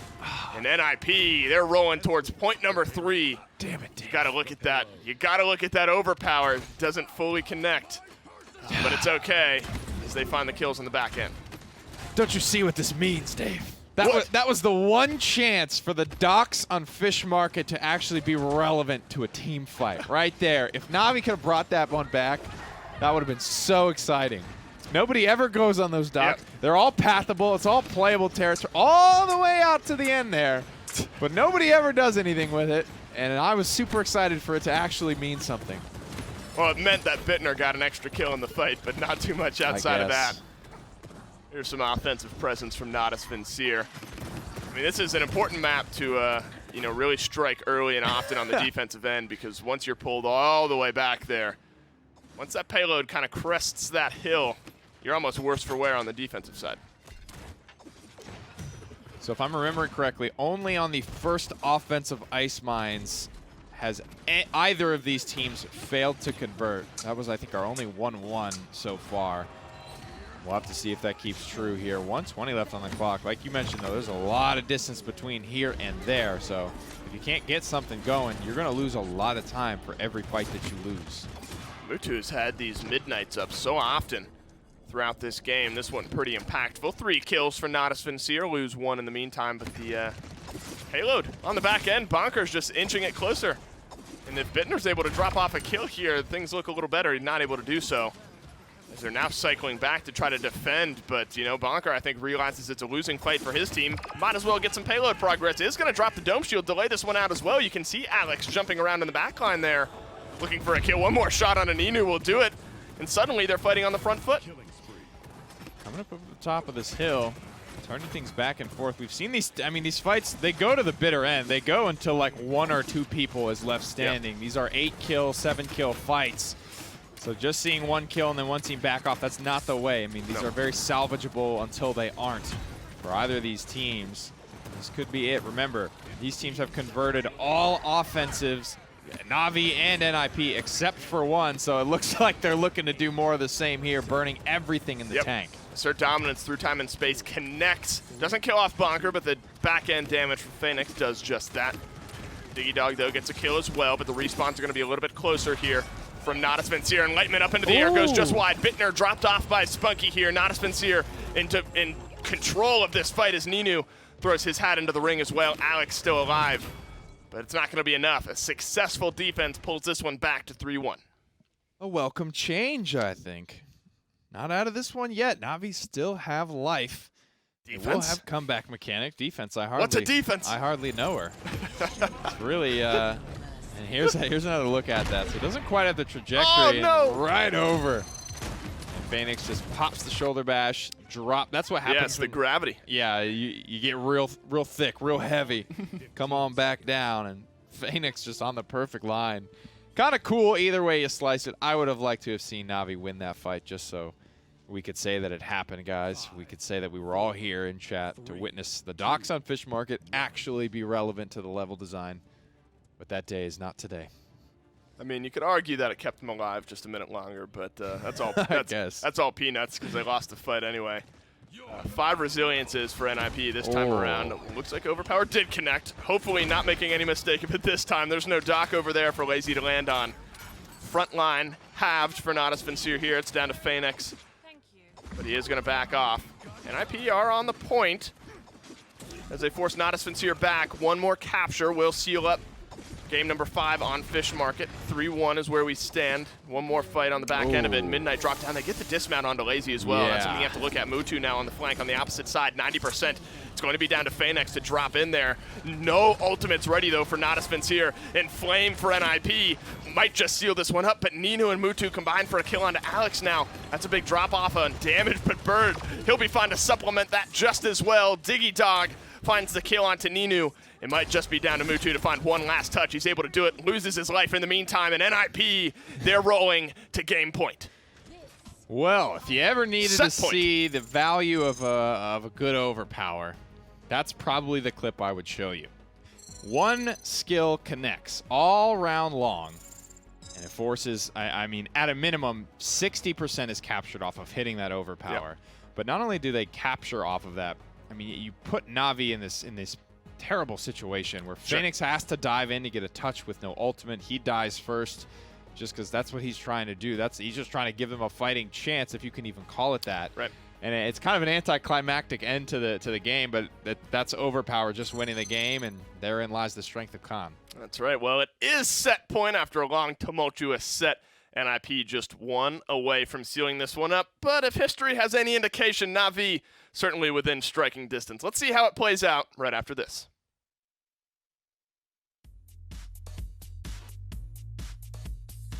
Paladins Premier League is brought to you by Evil Mojo, developers of Paladins.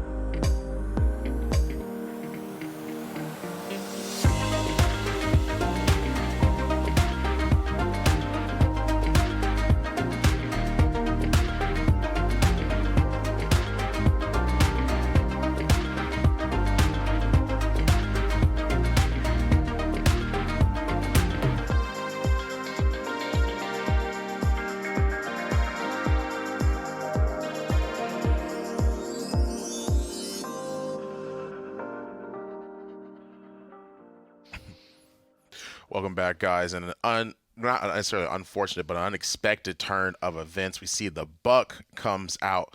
You know what they say about Buck? His name is Buck, and he likes to be on compositions that you normally wouldn't expect him to function on. Yeah, his name is Buck, and he does not suck. I mean, It's he true. was played It's really true. well, I think, by them. His ability to control, stay alive. He didn't die for a long time. He was 8-0, I think, until that first, the second mid, I believe. He lived until. So great play by Alex to keep himself alive. A little lower in the damage charts, but that I don't think is too surprising about how Buck is played on this map since it's so wide. I think they dealt with the pressure from Na'Vi really well. Right. Mewtwo kind of got stuffed out a little low on the damage chart. It's hard to duel with a Buck as a Mave if he's using his damage reduction and his recovery really well. Right, yeah, exactly. I mean, we saw it in an unprecedented turn of events that, yeah, you did bring up the point. NIP normally has drafted Buck before. They have won with Buck before, 10, 5, and 11. Alex on the Buck was enough to be able to counteract that. And it actually, it's really interesting because when we actually were just off desk for a little bit, you told me that, like, just to not necessarily, you didn't tell me to clarify, but the fact that he will be defensive in how he was playing this Buck, just waiting for the right moments to strike. You saw there in a triple kill, was waiting, was already fighting one. He was getting picks here and there, getting the damage he needs to, and choosing his moments. I mean, you can see here, look how long he was waiting to use his leap cooldown. Exactly. He just sat there on the side, chipping away for 300 at a time. Buck's ability to choose his fights, recovery, get out. Buck Wild, not a super influential ultimate, but when you do get the moments that it's good, it's really good. You can see him, the bulk up, keeping himself alive there through the pressure from the Willow. Dead Zone was not quite able to make that work. And anybody who's been playing this game for a long time, I think especially in the DPS role, has definitely played Buck a lot. There was a meta, OB 62, 63, where Buck was very prominent. Obviously, it was very prominent around that time. That was the sustain meta that the original VP came up with Pip, Grok, Grover, like all those characters, and Buck was a huge cornerstone of that. They've since nerfed him. They've nerfed him since then, but still being able, the same strategy still works as long as you can still pilot it. And we can see if they're going to go to a place where it might work again. I mean, it's going to be Navi's pick after losing that map, so we'll see where they choose to go. Definitely not Fish Market, and it will be Serpent Beach instead. Yeah, Serpent Beach is interesting because it was in the previous set they did get rid of Serpent Beach. They did manage to ban that, but not in this one. Not Natus Vincere, not Na'Vi versus NIP in this case. Serpent Beach will be the first time it is. We've actually seen this map today. Torvald being the first one that's off the board ban. Get rid of it. Don't want him in my game. Get him out. Yeah, and it's not surprising from Na'Vi to do that, just because NIP really like it a lot. This map is very flank-centric, I feel, in terms of the vertical mobility. I don't know if we'll see Buck again, but the EV Mave match will probably be more what we come down to if NIP do get that Mave. I wouldn't be surprised to even see Na'Vi maybe ban one, first pick the other, depending on what they end up getting. But NIP decide to ban it themselves, so now this tells me NIP are looking for that double power tank kind of draft. Both of them are going to be up Makoa Atlas, and it's going to come down to the off tanks to see who can perform better with it. Right, exactly. In this case, Maeve off the board. Don't want to deal with her either. They are leaving open a couple of these last few bans, just one for Na'Vi, one for NIP. Many of you did bring up the point. Really, Makoa Atlas in this case. It's really who on the off-tank role will be able to perform this the best, whether that be on either team. Once again, whoever it is Na'Vi decides to lock first, they're going to give the other. Or, in this case, they actually will get rid of the Atlas in this case. They don't want to actually leave that up to chances. And I personally can understand this because of the fact that I wouldn't want to deal with that either being already down a game, because Atlas is still a very strong pick. They could lock it first, of course, but that doesn't mean necessarily like I'm really trying to find out a way how to phrase that. For me, this is them just messing with NIP's draft, because NIP banned Mave. Clearly, they're not looking to ban the power tank, so Na'Vi bans one, which kind of forces NIP to have to ban the other. Even though they're first pick and they get one, NIP will get the other, and then something else to supplement it. And Makoa and Atlas are really butting heads. They're so close to each other at the top. So Na'Vi get rid of Atlas to force the Makoa ban to make sure that they get maybe not something as good, but they don't let NIP start with a ton of power. Like if they had started with Makoa Ashe, that's really tough on Serpent Beach to deal with. You can cross so much ground on the right side or on the high ground side of the map. Right, exactly. Con Willow, you see Willow quite often on Serpent Beach, and not just on Serpent Beach, you see Willow quite often, but most of these maps, she's actually been banned off of the table. It's her ability to be able to control that point with that dead zone as well. Eevee, Barrick being hovered in this case, Eevee already being locked in, and Barrick locked in entirely for Na'Vi. They've got a pretty sustainable composition on Na'Vi's side right now. NIP, I'm already afraid of how their draft's going to go, because my guess is just strong healer, probably a Furia, and then you're going to get an Inara, something like that. Leave their last pickup open as a flex. That way you have Inara Con, very, very stalwart tank line, tough to get through, self-sustain with the Con. Inara, if she uses her cooldown as well, she can peel herself away as well. And Willow, one of the best counters to that is taken away, but since it's on their side. They opt to go for the Damba potentially instead, which is a very heavy CC stack. Could be rough for NIP if it goes late game once that resilience becomes online. Yeah, that's for sure as well. You're already drafting Damba into not necessarily into, I shouldn't say really into Con, but the fact that they have the Damba, the fact that they have the Inara. Now, here's Soldier. You gonna do it? They're gonna do it. We saw it earlier this week in the PML. Yeah. Spicy Strix. I mean, it is. I can't follow. No, I agree with you. I just don't know if I agree with the demon who just took over your body to say that. But Strix, we saw him earlier in this week in the PML on this map. Pretty powerful as long as he's not getting pressured too hard. And into Double Blaster, he's not really going to be getting walked at that much. Right. They knew they weren't going to take Eevee, so they left it up for themselves. And now they have that Strix with that damage boost rattling off 1380s every shot, unless it's a headshot. That's even more. So a lot of presence coming out from that Strix if this Drogoz is the one that gets locked in. Yeah, I do agree with that as well. You'll be able to keep a lot of eyes on that Drogoz with the composition is. You already have the Barrack, the Ashe, of course.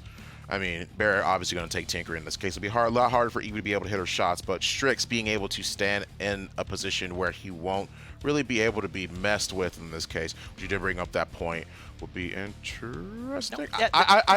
Okay. Ferocity Grover. I like it. Yeah. It makes sense. They've run it on this map before, and I like it. Buckling down even more into the sustain side of things since they have the Willow. I mean, Na'Vi doesn't have that dead zone to nullify it, so Tenor's still going to be able to do respectable damage with the Ferocity Grover. It's going to be trading into the Strix, actually. Funny enough, that's some old school Frog Isle draft kind of thing, pre-Ferocity nerf. So love to see that coming out of NIP. Very creative draft from both sides, I think. I want to give the edge to Na'Vi, though, because of the Strix Eevee double damage boosting kind of situation with Genos. That's going to be a lot harder for NIP to really deal with in this case. The Willow is going to be there. Of course, you will always be a presence to be reckoned with, but having the Grover, having the Damba, you have two squishy targets, one of them being which your damage, the other the support. But said enough words. Take us away, casters. Well, this one is setting a pace for arguably the fastest 6-game series we've maybe ever had. Strix rearing his head again here on Serpent Beach. That's been a storyline to follow as how snipers have started to play into this map. And we get another data point this time around. Mutu on the Strix, notably. On the opposite side, though, little Ferocity Grover for Bittner. Lots to break down here. It's going to be a lot of fun to watch as well. It's almost like Sniper for Sniper, just in a kind of weird tree-shaped barking man form. So, it is what it is. I mean, Tenor's played a little bit of this. Say barking man? Like barking man. Like Go Dogs? Like barking man? You're right, though. I'm interested, to kind of see how Mutu is able to really get involved in this game. Some snipers opting to hang back in the high ground. The building right behind where Mutu is standing now. Moving forward, the flick shot onto Bittner. Tries to vine his way up, but only vines his way to death. As Mutu gets the first blood in this one. Natus Vincere, the first one on the point, 39%. Well, there's only one thing you really do as Strix. You either miss or you hit. And right now, Mutu has hit every single shot he's pulled the trigger on. So with him being that dialed in, this character becomes a hell of a lot scarier. Yep. Finally, his first miss of the game. My man is ready to go. And he's kind of up here all on his own, too. Like, he could be pushed down, but at the moment, there's just too much pressure for Nip to even try. Well, NIP needs to go now, 99% for Natus Vincere. They lose Ninu. They're going to look for one more trade. Mutu's able to find it on Bittner again. Bittner has lost that trade twice now onto the high ground. Mutu looking for just one more, and he finds it onto Diggy Dog. Man. Another kill into this one, maybe make it 3. Lazy finds the third. Now just throwing bodies onto the pile are NIP, but some good sniper play from Mutu. How much damage? One more kill for him, and 1 point now for Natus Vincere. What do you mean? That's very hard to do that fast. I mean, for a set that has had such incredibly close damage charts, like when you pointed the one out on Stone Keep, there was legitimately like 5K separating one from the 9th position. That includes the supports, people. Yeah. To have Mutu blowing everybody out of the water to this intensity, this fast, that's just unheard of for the way this set has gone today. He's nearly able to avoid the overpower this time around. I think it has the legs over there. Just one more shot. Says, I'm going to poke you on my way out. Diggy Dog and Bonker. Going to start to get it done. It's been an interesting interaction as NIP start to clean up this this first mid. Bittner's had a hard time getting involved behind the waterfall on that mid. You saw Mutu winning the engagement basically both times that Bittner was trying to find his way up there. I guess that's just the nature of that interaction. Well, what Na'Vi did a good job of was initially keep like protecting and babysitting him a little bit until they got pressure, and then he didn't need babysitting anymore, which led to more pressure, which means it's a positive feedback loop there for Mutu. And that's really all they can do. I mean, NIP aren't going to be able to contest at sniper range. That's the whole point of bringing that sniper. They're going to have to find some way to either A, fight out of line of sight, or B, successfully throw a frontliner to get Tenor into position to actually start to poke out and land a couple of axes onto the Strix. They've done a good job of doing just that around this halfway point here on the mid fight. 50 seconds left. Yeah. Payload moving the opposite direction. This is just like Frog Isle, though. It's like point, you have a place to stand. And at the end, when you're fighting for conversion, you have a place to stand.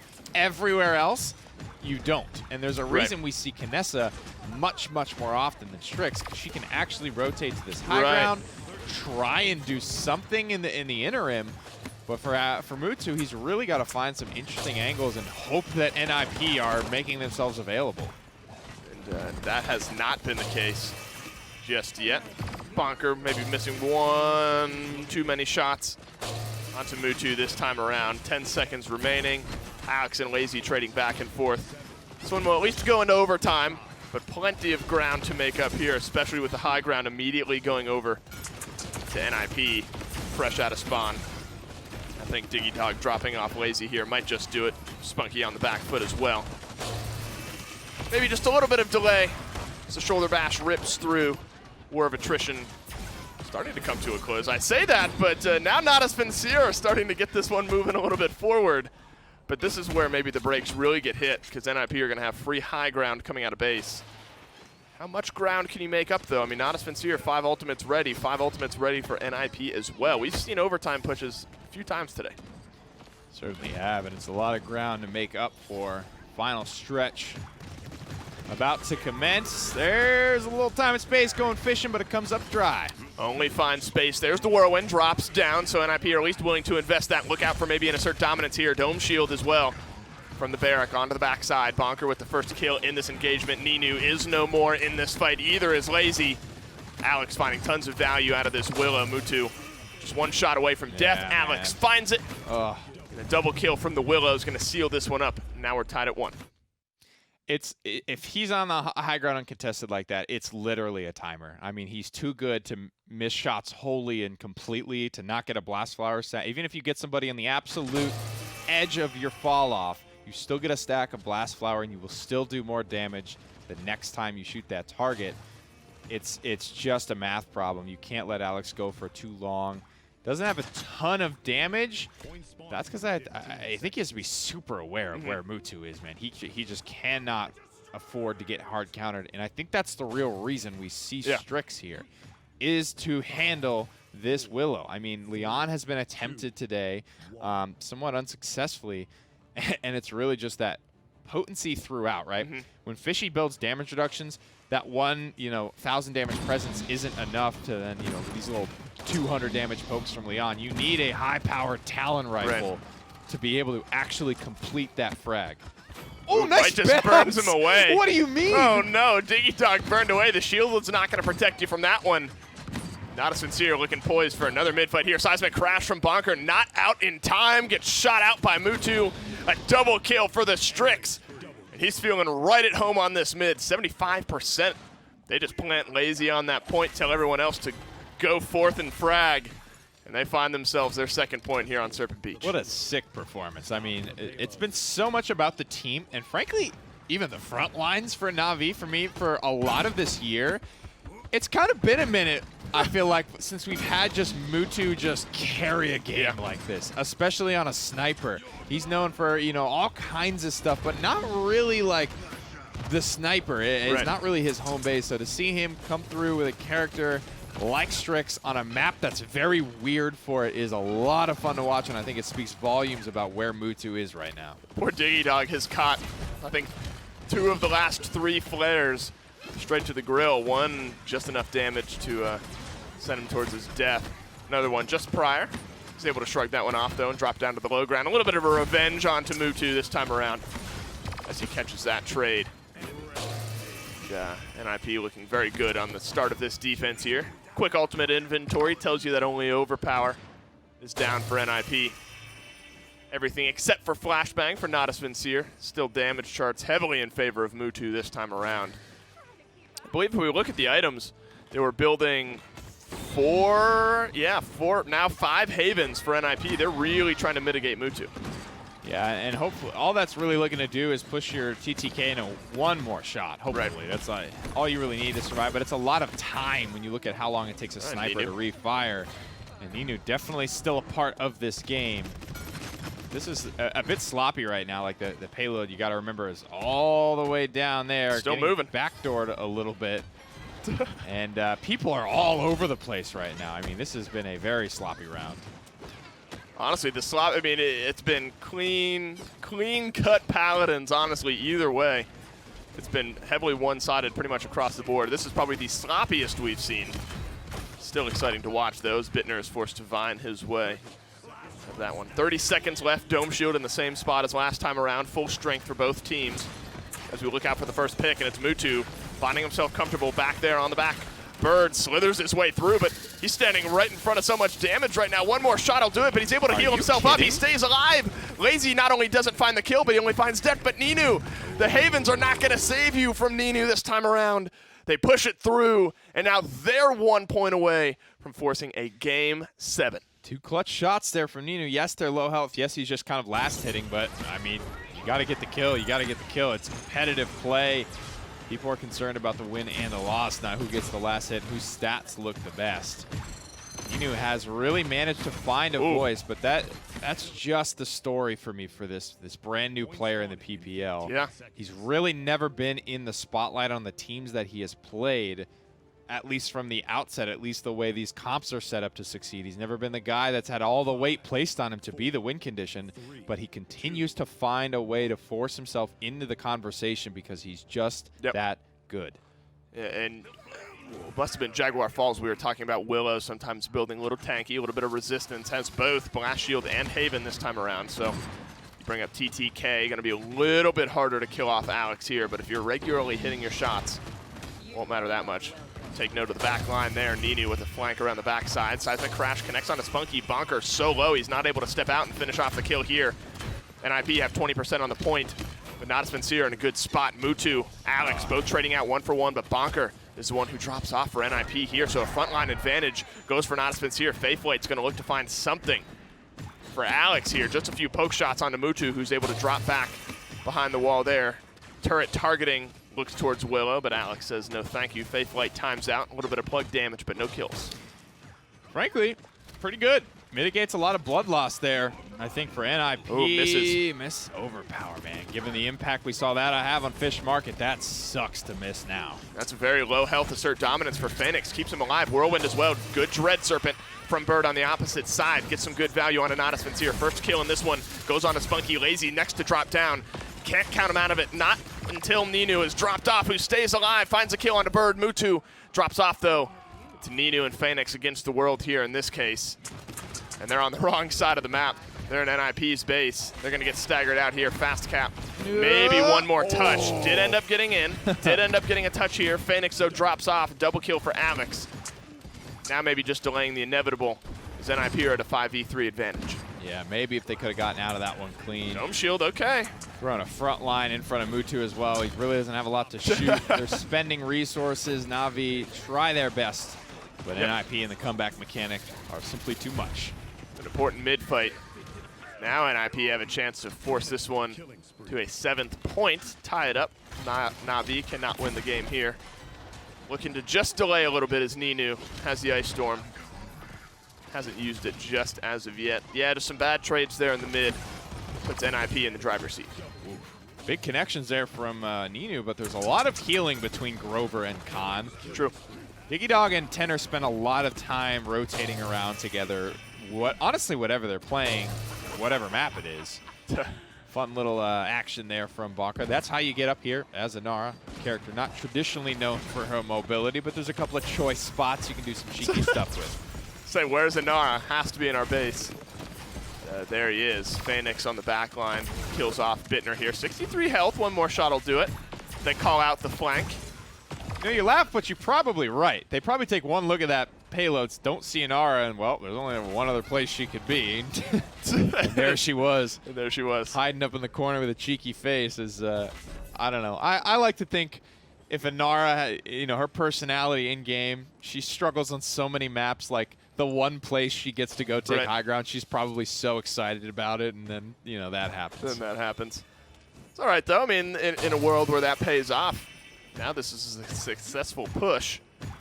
Did not pay off, though, and it is not a successful push just yet. Assert dominance for Phoenix. Saved his life on the mid. Timed out, then he lost it.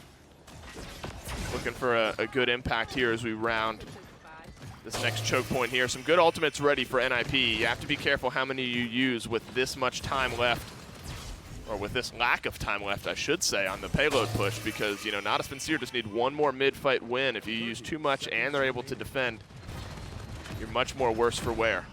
Look for Mutu to maybe have a good performance here as well on the defensive side. Really the ideal balcony for Phoenix to be holding as well. He just has to shoot the ground out there, and he's going to splash onto both targets. But now Willow's making her move. There's an Ice Storm to try and lock him in. Rocking a hard place if I've ever seen it. Alex is going to try to fight his way out of it, but he can't. That min-max from Phoenix. Left and right around the shield. 35 health.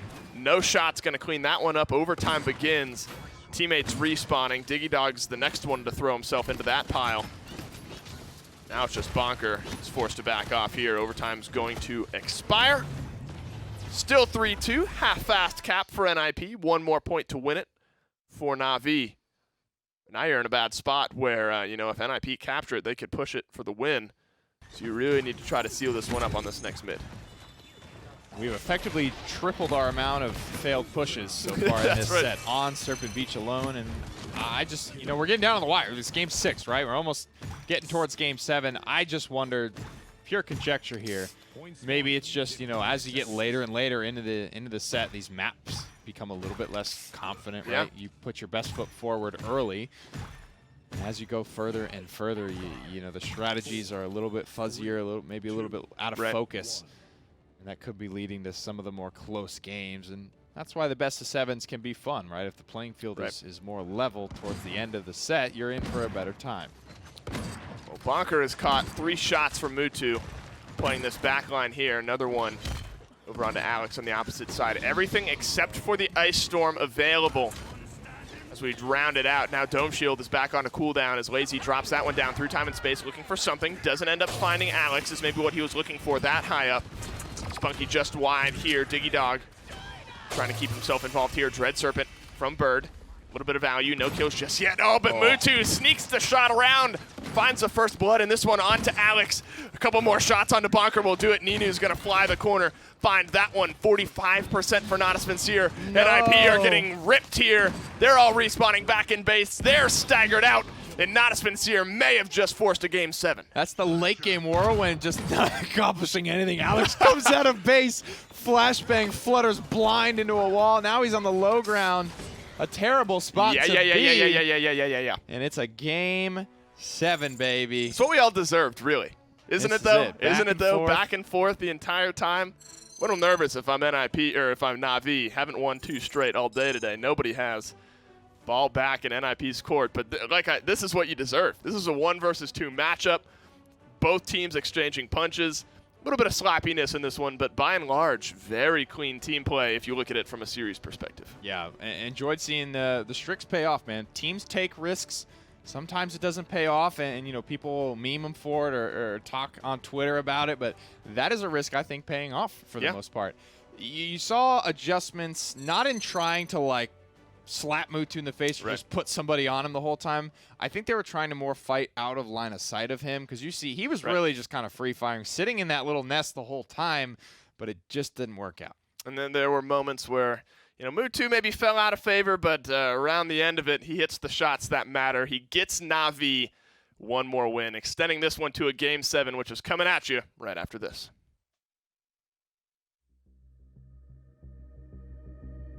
Skillshop, the official production partner of the Paladins Premier League.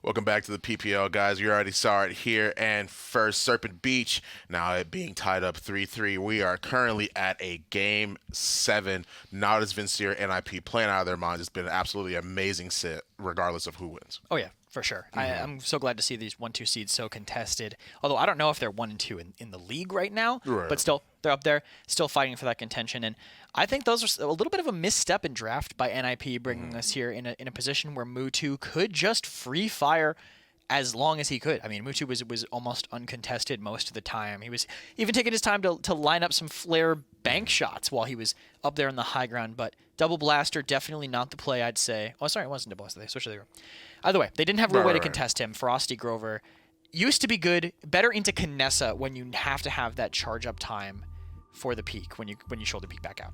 Right, exactly. And I always think about, like, at least on this map, how much presence the Strix itself had, because 17, 6, and 12. We see Ninu with the 18, 9, and 8. But Mutu actually sort of popped off a little bit. You definitely saw him hitting his shots on Alex. You saw him hitting his shots on Bidner. Just everyone. Of course, on the front liners, he was trying to wear him down bit by bit by bit. But Mutu, in this case, was actually just really, really prominent. And you don't normally see the Strix. You don't normally see the Kinessa as much, but they can be played on Serpent Beach.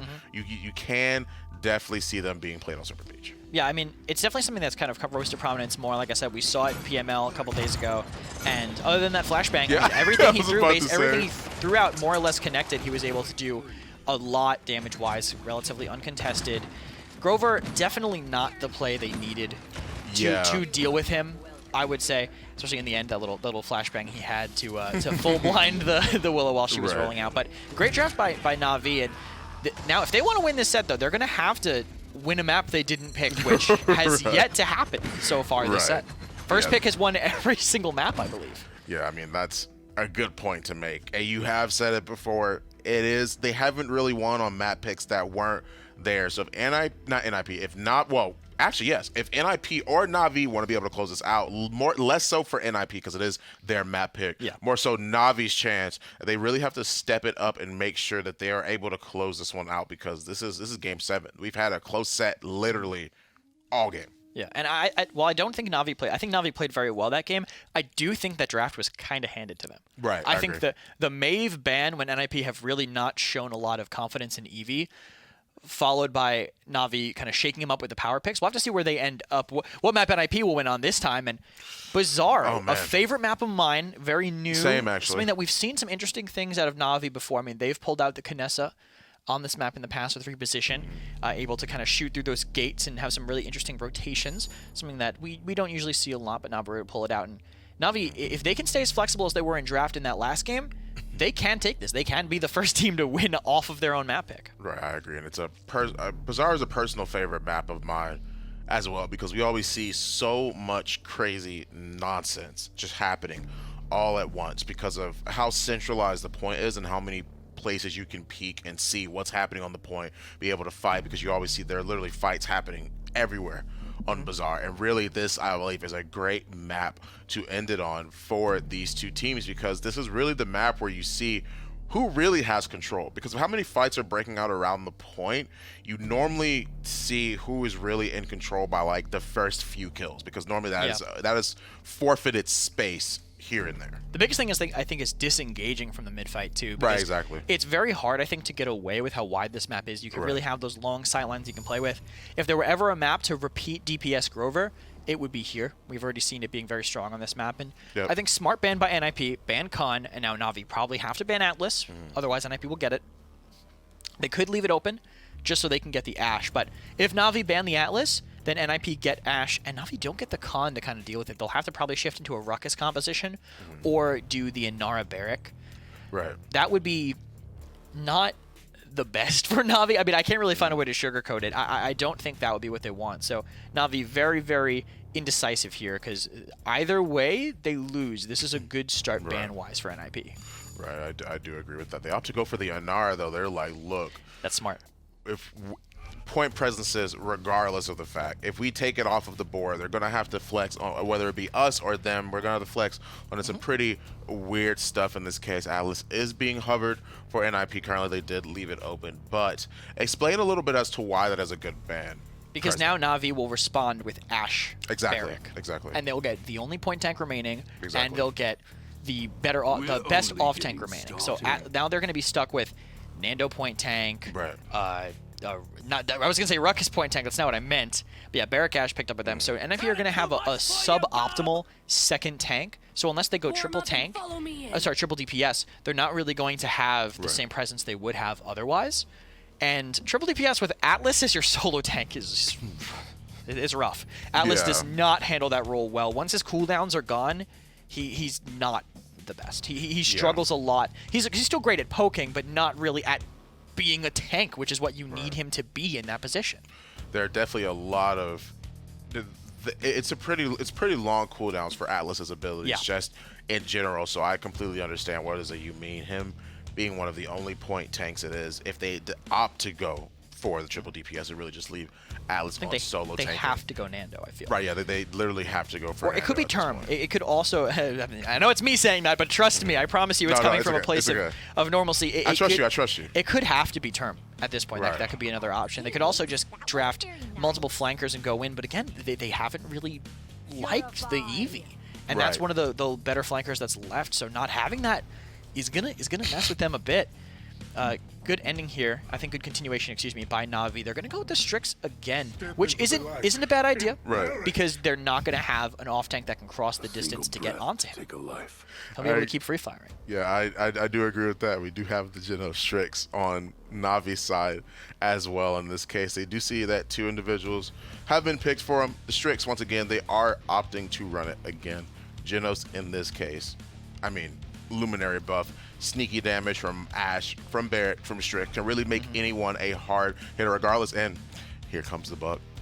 Yep. He is returning on NIP's side. Now, I am less likely to disagree with this now after having seen them on Fish Market. The only problem here for them is that now Buck is basically their off tank. I mean, Right. that's not where you want to be. I mean, maybe exactly. old Buck could be slotted into that role, but new Buck, he has to be a little bit indecisive. They're not really going to make a lot of space. Maybe it's Buck point tank. Maybe we're all going to get blown out of the water. I mean, who knows? Hey, right, exactly. That's a good point. I'm glad you prefaced that. Well, put that out there into the world. Yeah, who knows at this point really what could be opted to go for. In this case, though, for me personally, I feel like Eevee would be good here on Navi's side. Do you Yeah, I don't think they have a that- great yeah. way to deal with the Eevee. I mean, the Atlas could get a good shot on Eevee while she's flying around, but True. Ninu's already shown he's able to kind of rotate around. And this Buck is going to be trying to get on the Strix a lot of the game, but Right. this map, the way it's set up, it's going to be very tough for Buck to get in. He basically has to go unseen under one of the paths on the side. And against a team like Na'Vi that I'm sure they're going to have that watched, maybe Mutu won't run unauthorized use this time, so we could keep a flare down there, Right. just to keep that spotted out. That could be helpful, but NIP kind of lacking in point presence, and if Na'Vi are able to kite away enough with one of the best backlines in the game, this is a very rough one for NIP. Yeah, I mean, what else can really be said at this point about both these teams' drafts, man? They fought so well, so hard. It's been an absolutely amazing set. The Eevee, I like the Eevee personally because of the fact that she definitely has a lot more mobility options than people really are willing to use in this case. Well, I shouldn't say willing to use, but it's a lot harder for them to actually be able to hit those shots with the characters it is that NIP have. And you did mention a good point.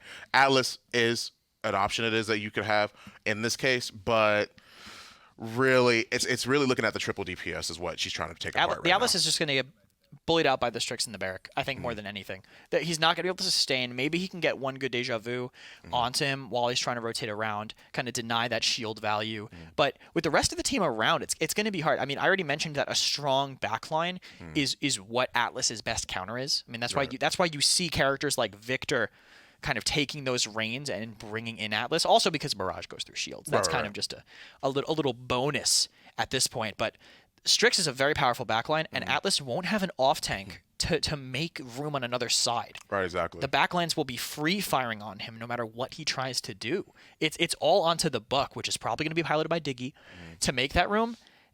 That's very difficult. I mean, Buck just does not have the sustain, I think, to get away with that. Right, exactly. I mean, I'm trying to really think about the fact of how would they approach it then? They know that Atlas clearly can't be the best solo tank. You might see more aggression or more people in this case trying to filter themselves up onto this high ground or into some of these choke points where they know people are going to be trying to overwhelm them, push them out, and then maneuver their way back to point. Is that really what you see in this case coming into Bazaar? They could do that. I almost feel like it's a timer at this point, right? Like your Okay, timer is when interesting. Atlas's cooldowns are gone. As soon as Right, Atlas's right. cooldowns are gone, you lost the fight. If you Right, haven't right. already won, it's like a hard line they have to cross, similar to almost how Terminus is played in that sense, where you're really relying on the siphon, this siphon timer. When that's out, you're probably donezo. Same with Atlas. They just have to win before those cooldowns are a factor. Right, I do agree with that as well. But both teams are locked in. This is it, guys. This is Game 7. We're going to throw it right down to the casters to get us started. That's right. Regardless, somebody's winning this set, whether it's Na'Vi, whether it's NIP. Been a fun one to watch unfold, to say the absolute least. I think we were talking, got to be the fastest 7-game set maybe in history, depending on how Bazaar goes. Certainly a map that caters itself to maybe some 0.7 mid-fights. Remains to be seen, though. You get Buck this time around for NIP. It's on Bazaar, but it's also in a triple DPS composition. I know Kresnik was kind of voicing some concerns about that. Do you maybe have a similar stance? I mean, that's your off tank now, and Right. Atlas is now kind of your main tank. Yeah, I think NIP did what they had to do, right? When there's a weird switch up from Na'Vi, they're kind of trying to throw a wrench in your plan, banning out the Sonara and making just big kind of sweeping changes. So you kind of need to do something else, right? If you play into that, then they've won. You've done exactly what they set out to try and corral you into doing. But by picking something a little bit off the beaten path, or a lot of bit off the beaten path, and Buck in this case, NIP, I think, are the only team that have run it as well. I have just the one memory of Alex on Shattered Desert, not too many weeks ago, actually taking this pick. It's not something that's been overwhelming. Right. Nobody's really put their stamp on Bazaar and this is ours, this is the way it should be played, this is how we win on it every single time. So to me, I still have a pretty open mind for what can work on this map. Yeah, I have no idea. Honestly, I'm excited. You see the drafts, you see which teams are thinking which way. NIP is Spunky. He's obviously feeling hype about it. And Spunky, a guy, that's maybe the most emotion, the most expressive I've maybe ever seen Spunky be. I love it, though. He's going to need that energy in order to take the set over NIP. One of these teams finally trying to end this one. Nobody's won 2 straight in this one. Could be Na'Vi to seal things up. They go back to Strix and Eevee. Look at Ninu. Maybe have a big game out of him this time around. You know, Mutu had a huge game on Serpent Beach. But needs a little bit of that supplementary damage, a little bit of that eye turning that Ninu can certainly provide. But I cannot wait to see how this one plays out. Talent selection's pretty much standard, everything you would pretty much expect to see, even though a lot has changed about that bulk up build. That is still arguably, you know, almost inarguably rather, the safest way to go. You want to play some Buck, and what a guy to finally get back there. I mean, they had a big problem on Serpent Beach with this pesky little owl that just couldn't be brought down, and so they got to throw some beef at it. Oh, Alex thought that there was maybe a bit of an opening there. And there was, to a Void Grip and also to death. High ground. Diggy Dog is the one flexing. Oh, he rolled into it. Oh, no. Burns away just a little bit there. Forces him back. Out of combat. Healing delayed just for a moment. Alex held off. Uses the self-healing there. 72% for Natus Vincere as things cool down just for a moment. Ninu continuing to be a thorn in the side of NIP. It's going to be Alex who has to heroic leap in. The Void Grip might take him out of range. Puts him up on a silver platter for Mutu. 0.1 to Na'Vi. That's really going to be the thing to watch, man. I think if this Buck falls flat on its face as it has kind of so far, it's going to be obviously the easiest thing to draw the problem to. Mutu and Ninu filling up the kill feed for Na'Vi, man. These guys are rolling. This Portcullis is going to do very little to stop Strix. And just instinctively popping. Yeah. That goes to show you how many shots Mutu's been hitting today. Instinctively popping the heal. The shot whiffed wide left. And nothing more comes of that 1v1. Something about the one-man flashbang. It's like, I just want to kill you in particular just to really drive the point home. He does it to Bittner that time around. Looking for one more kill. Goes a little bit too deep. All of Na'Vi do the same as NIP. Looking to clean up this first defense. This is kind of where you expect to stall things out. You really know that kind of one linear approach to the defensive side there. Mid first round, tally totals 216. Good attractive score lines for Na'Vi. NIP start off this defense with a Faith Flight. In stealth somewhere. Tenor knows he's safe up in the air. I like that combination of Temporal Divide into the Faith Flight. Yeah. And the advantage finally gained. And Oh no! A delicious, delicious lead on that time and space. My man has been playing Genos for a minute, and it shows. Right. Drops right down into it. Does Bittner here. Payload, wait, on the back line. The payload's been moving forward this entire time. Who's been back on it?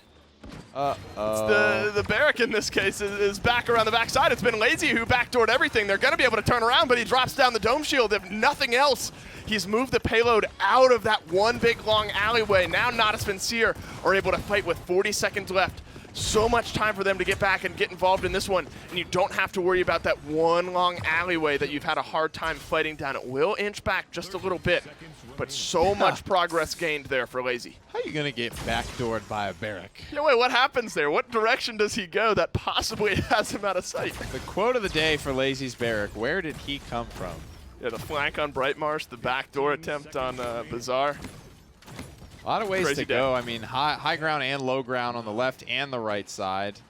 I don't imagine he snuck out through middle, which is the most wide open portion of Bazaar. One way or another, Kevin Jensen found his way to the back line, and he's going to set his team up for a nice attempt here in overtime. No dome shield yet. He's getting about 3-4% per shot on that one. The bowling ball reset gets him alive. Diggy Dog, though, finds Phoenix. It looked like was trying to use assert dominance, not able to get it off. Ninu just flicking around. Actually, a nice setback midair. Pulls him right back down to earth where Diggy Dog is able to clean up a couple. And NIP find themselves a defensive point. The longer this game goes on, I think for NIP, the better, just from the standpoint of they've had to. This is the most adjusting they've had to do this set so far, for sure. Whatever the strategy was for Na'Vi going into the draft, at the end of the day, everybody's still like doing their roles. Mutu just had a great game on Strix. Ninu's had a couple of great games on Eevee today. Phoenix performing his main role. Lazy performing his main role on characters.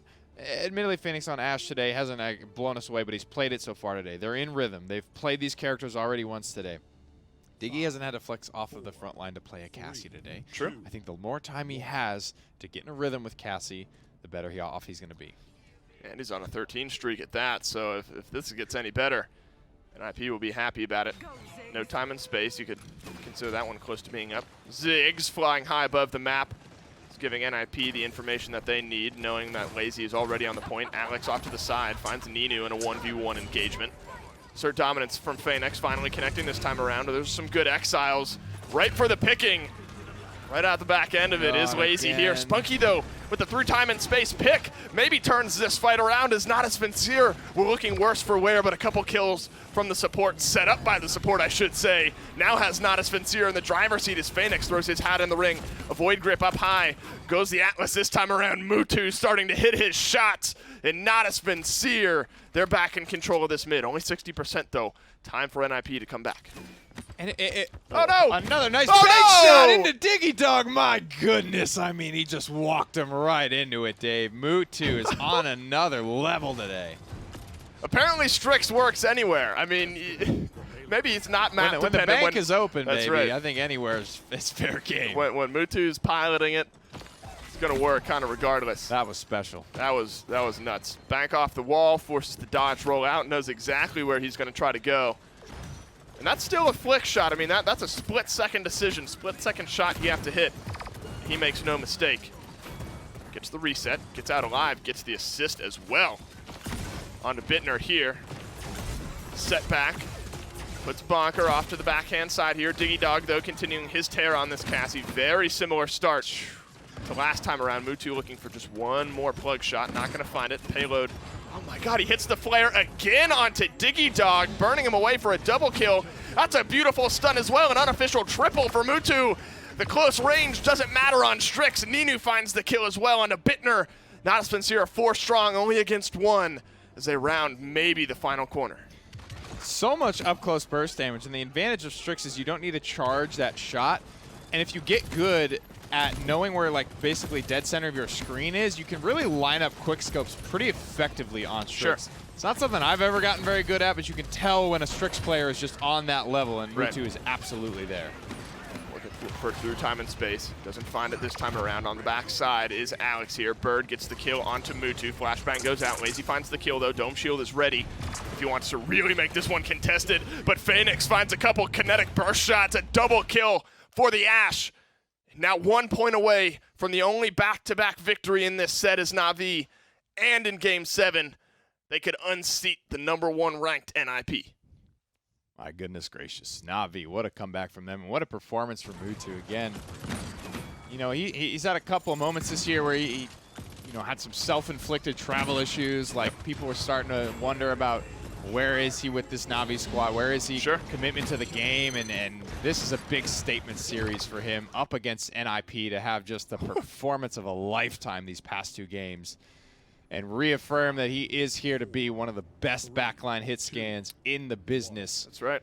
Mutu on Strix, doing it on maps that people aren't really doing it in a way that nobody really does with the Strix bank shots. That is 2 flares banked effectively, 4 kills caught on camera. Who knows if there's been a couple of other ones that we may have missed.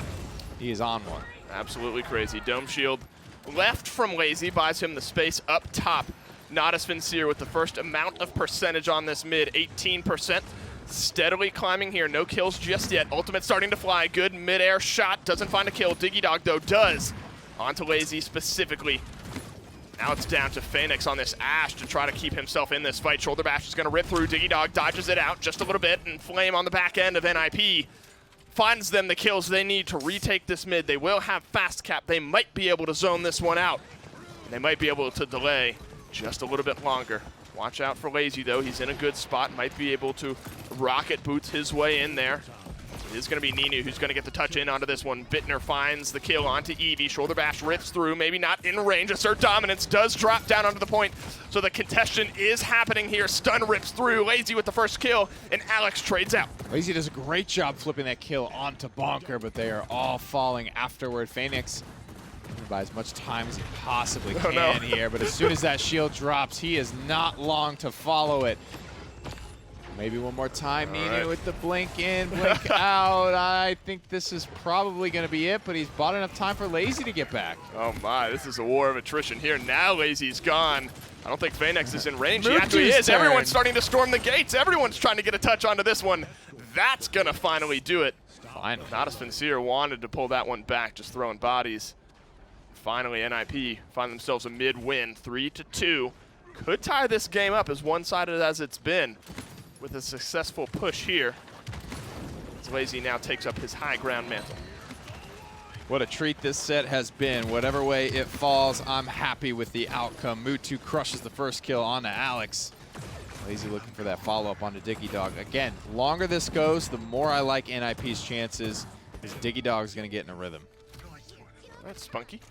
Find yourself a double. Mutu is in that rhythm.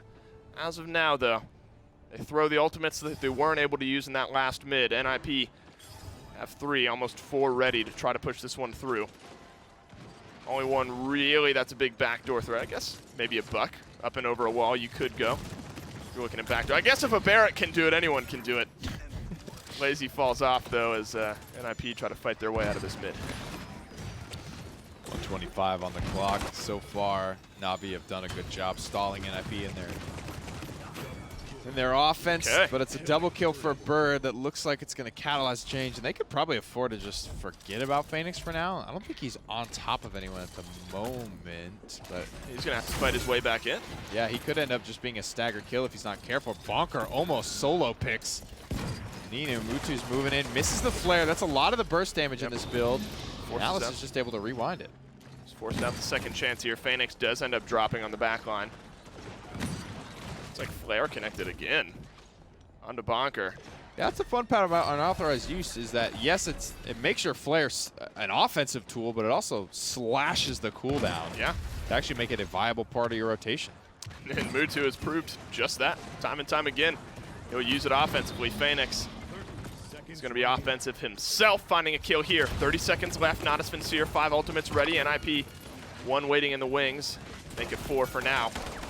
They'll hope now as we kind of look towards this maybe end mid-fight. Good double set back there. Not just enough. That is an absurd angle. He jumps up, only has a little look at the top of Bird's head. That's all he needs to find the kill. 8 seconds left. Maybe not in range for a touch. Natus Vincere, 5 ultimates strong. Going into one more mid-fight maybe to end this game. Successful defense, no point gain. But could end it on this next one. High efficiency too. Every resource is ready and rearing to go, I'm sure. Coolest spawn in the game, by the way. Yep, I agree. Czar has so much to do. Absolutely agreed. Fun game to watch, if nothing else. You stand at 3-2, 3-3 set-wise, but 3-2 point-wise. Whoever wins this game wins it all. Well, I guess of Week 7 of the Paladins Premier League split number 2 is what you win.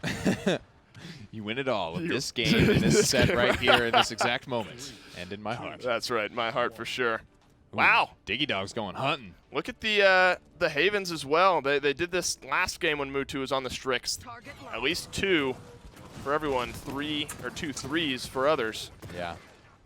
That's a high investment to try to mitigate a lot of what Mutu's doing.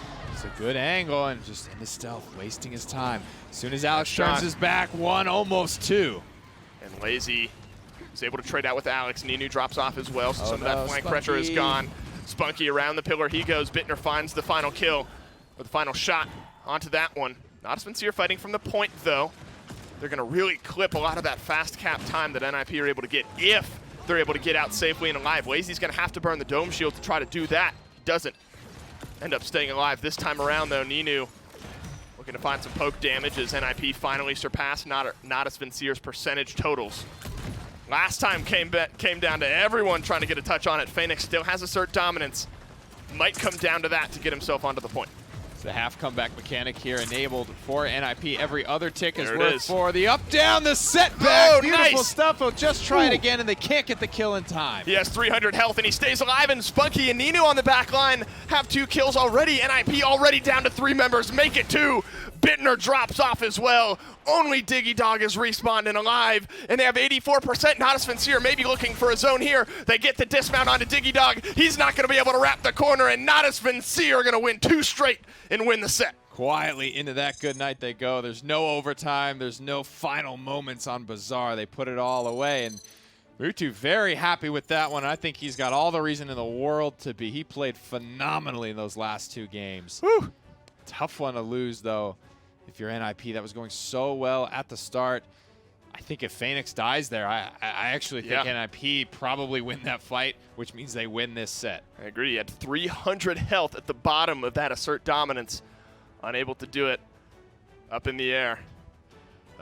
Gets a little SSG nod from outside of the door here. They, of course, have one more game after this one going up against the Renegades. More pleas of this one. Does it have to be a 7-game set? We could be here all day, back and forth. Finally, Na'Vi break the chain of one after the other.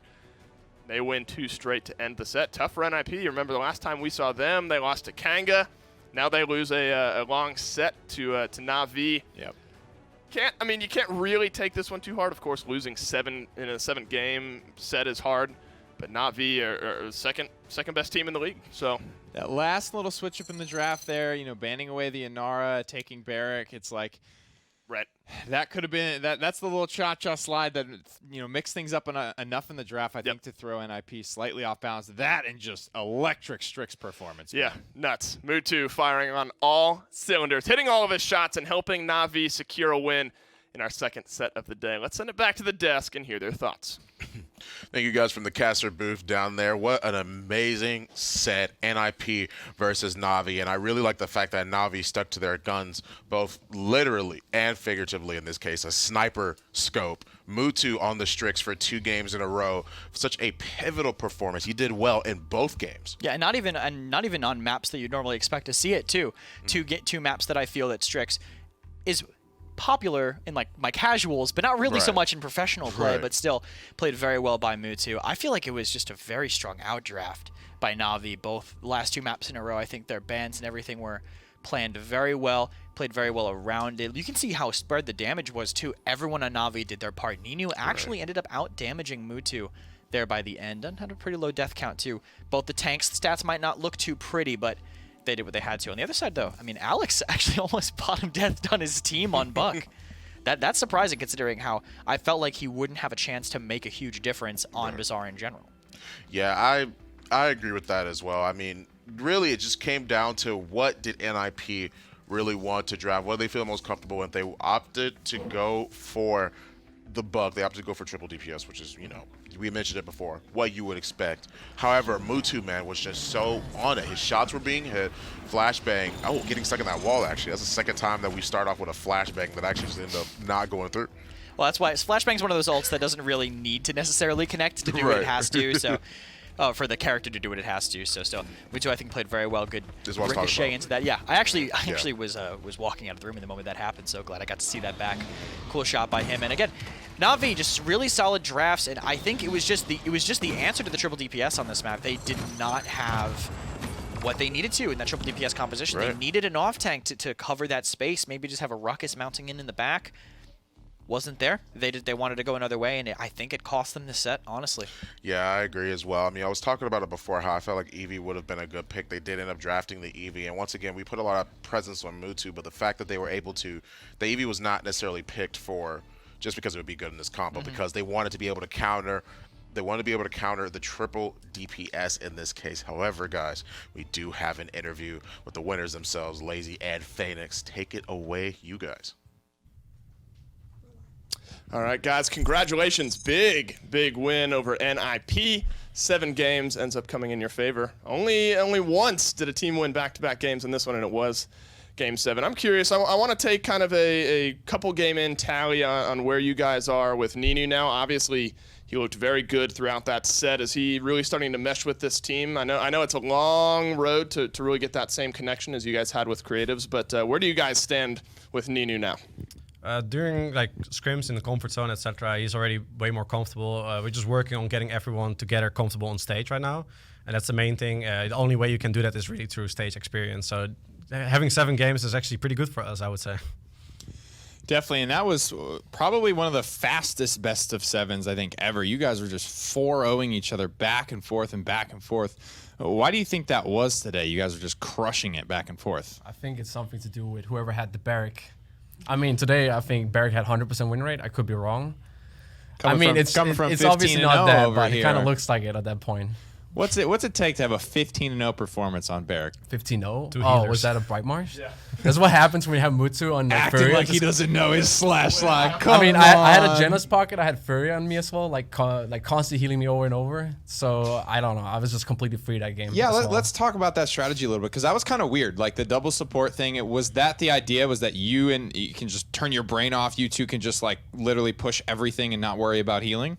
It's a strategy that just basically allows you to be more aggressive without being punished too hard. Like you just have so much sustain early on, and you snowball from there. Well, all I can say in the future, expect even weirder stuff. I mean, it's the same thing with NIP. They were running a lot of heals as well, and it's such a like strong early game composition because nobody has cauterize, so it makes it really hard to actually win the first point fight and not get snowballed out of the game afterwards as well. Right. And that's the case. Like if they win the first point and then they push it in, we don't even have cauterize 2 for the most part. We can barely even hit that cauterize 3. Does it help a little bit that that's Bright Marsh? Like that's a map that can lend itself to like a quicker victory. That's not something you try to pull on like Ice Mines. That's a secret. That's a secret. I mean, too, every guys. map is different. Let's be real. Like the design on every map is different, which also allows you for every a meta to be different on a map. Like you can take certain picks on one map, but not on the other map. So yeah, on Bright Marsh helped in this case. Well, you brought up, quick thought, you brought up kind of some weirdness. Did you expect to play against Buck not only once, but twice today? I expected more, to be honest. I didn't expect it at all. Unexpected, maybe a little bit expected. Either way, you guys get the win. 7 games strong. Congratulations. We'll see you guys tomorrow against SSG. They're playing one more game today against the Renegades. Stick around.